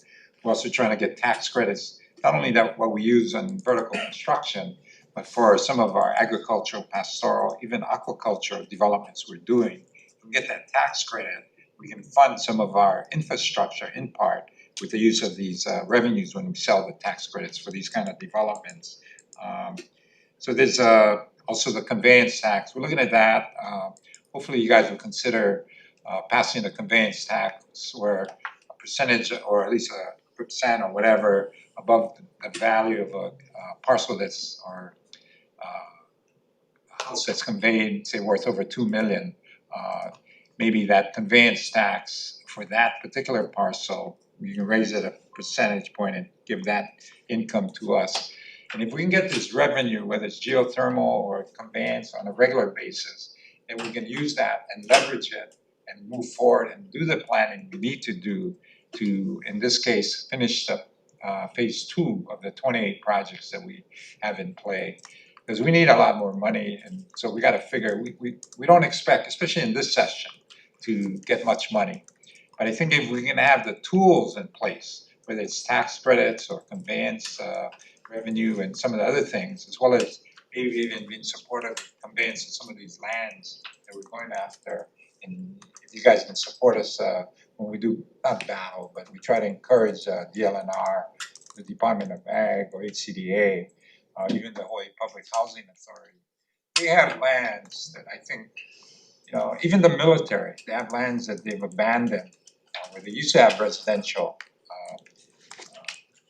improvements that are just sitting there. So we've identified those areas too, that we're trying to work with the military and have them transfer those lands under the Hawaiian Homes Recovery Act. So we got a lot of things going on and we're trying to get the job done. We do appreciate all the support you guys give us. But any other questions? Last question. You've got another bill in here that seeks to something related to the green fee projects that the Hawaiian Homes Commission had approved. Could you explain that? Well, as you know, this Act 96 passed last year. I'm not sure if it's gonna amount to 100 million, but that's what was originally anticipated. So we have a bill or submittal to the governor to address maybe funding for some of the geothermal testing. There's also, we need money to do the cesspool conversions. And then also we need money to improve our lands and make it more wildfire proof. So all these type of activities that we're talking about, we need money. So we've put together a budget and submitted for consideration, which hopefully you guys will consider and support. So you've submitted this as a project that would be funded through the green fee? Yes. Okay, which of course has to be vetted by us. Right, yeah. Exactly. Okay. So just to clarify, the green fee has evolved, and we're still getting new information, right? Because I'm not aware that we know which projects the governor's advisory team will pick. So these Act 96 requests from DHHL is in our budget, or our Nelson budget request. They were not part of the governor's budget request, but they are attached to our testimony as what our commission had approved. So this bill would kind of be like the fallback or the pivot position if they are not basically picked by the governor's team as one of his green free projects. Thank you. Thank you, Chair. Oh, thank you. Members, additional questions for DHHL? Anything? Yeah, Rep Holt, go ahead. Oh, thank you, Chair. Thank you guys for being here. You know, I just wanna give my thanks for, you know, all the great work you guys have been doing. When I started a few years ago, you know, the relationship between the legislature and the department wasn't so great. You know, I don't know if any funds were being given to the department at the time. You know, it was tough times, you know, and a few years back, you know, things have improved. 600 million obviously is a great thing to be working with, but we seem to be running out of funds at this point. You know, since then, maybe I'm looking at something wrong, but we have not given you guys any more additional funds for new housing since the $600 million. And that's correct. That's correct. And another year with no money in the budget for additional units, kind of sad. You know, as you mentioned, we're looking at the conveyance tax to try to get you guys a dedicated revenue source. And you know, could you maybe just explain a little bit of what that could do for you folks with that amount of money? So we did a projection, just estimating if we had 60 million each year, what would that look like? We can actually take all of that phase 2, complete it within the next 10 to 12 years. So that's the type of impact that something like that would have. You know, we've been really operating on yesterday's budget, trying to do tomorrow's development. This would allow for us to really plan ahead and really understand, as Chair Tarnas was mentioning, how do you project? You know, what kind of impact will it have? So we wanted to see if we picked a number like 60 million, what would that look like? And it does prove that we can finish it within all of this to completion. So for numbers' sake, could you just tell us, like, what does that look like, the numbers of units? Roughly about, so we could do roughly about I wanna say 3,800 units, and it was about 3,800 units. And in comparison, we have 10,000 units right now in the 100 years of the program's history. So you guys will be able to put out about 40% of that in a 10-year period. And then the completion of what we're doing now, so roughly with the 600 million and with the monies that developers are bringing in, we can finish at roughly about 2,500. Our target is really 7,000 for the 28 projects. So, you know, when you take a look at 7,000 compared to 10,000 over the past 100 years, major impact that it's doing. Of course, we have 29,000 and it's growing. More and more people see momentum happening. Where we just qualified, I wanna say roughly about another 600. You know, as it grows, where do we get these monies from? But we're also being innovative of how we deliver, what we're delivering, making sure it's quality. Thank you guys very much. Thanks. I got a quick one quick one and then one slightly long one, and then I'll refer back over. We have a relatively small program at Hawaii Community College. We have a partnership where they'll use their students to build a home as a partnership with the department, and then they'll turn it over to a lessee. Has that same model been explored with other campuses? No. Is it just in Hilo? Just Hilo. I mean, it's nice in Hilo, but We started some discussion with Maui, okay. but Hilo was the one that, we did about 50, I believe, so far. I think 25 Or 20? 25, I think. So I think there's an MOA for like 50, but I think we finished like 20. Okay. So we're still on track to, I believe we're trying to deliver at least 1 to 2 per year. Okay, and then beyond that, I think when we spoke, you said some of the advice you've been given while we figure out, you know, some sort of funding mechanism is to reach out to individual legislators about them advocating for, you know, potentially capital improvement appropriations for specific projects in their areas. Right. Have you started to have those conversations with area legislators? Yes, we have. Okay. Especially on the water system, for example, you know, Waimea, you know, we've worked with Senator Richards. He's actually gonna put in a bill concerning that. I think we need about 3 million for that. And that, if we can get that system set up, it's gonna really open up quite a few areas in our homesteading communities in Waimea, including addressing some of the, outrageous costs of water in our Kalapa and Kauai High project or homestead. So we, again, it's working with and having an understanding of that. I have to thank Parker Ranch and Michael Connie over there. They came up with a suggestion on, and we just signed an MOA along with Commitment Schools with them to work together. We're looking at not only improving the water system, but we want to start up a timber industry on that island. We want to get the cattle industry expanded to a lot more of the lands. We want to improve the ability to ship stuff out of Kauai High Harbor. So we're looking at a whole ton of things for that island, including other islands. I mean, I could go on and on, but it is important. When I was in New Zealand, they really stressed the value of partnerships, and I think we've been kind of isolated and working independently of a lot of the other departments, including the private sector. So we want to change that, and I think by reaching out, we can take advantage of the expertise as well as, more important, the resources that all these other entities have, including working with the different LEE trusts, which we're trying and we are doing in a major way, major areas. So it's an exciting time for the department, and I think you folks will be seeing a lot of good things happen in the near future. Great, thank you. Kush, you have a question? Yeah, I just had a follow-up for Representative Holt. That 60 million, that just provides annual income so you could lever it up. Because that was like to your 3,800 lots. That doesn't. So we looked at that as more infrastructure monies, but with the developers, with looking at bond financing and so on, the possibility is we can leverage that. Sure, it's an income stream and then you can lever up. Okay, I just wanted to clarify that. Thank you. Thank you. Members, additional questions? Questions over here? No? Okay, well, thank you very much for your time. The committee, we will be resuming January 12th at 1 p.m. with the Department of Health and Department of Accounting and General Services. Thank you very much. We are adjourned. I have this available for some of those that have. Okay, adjourned.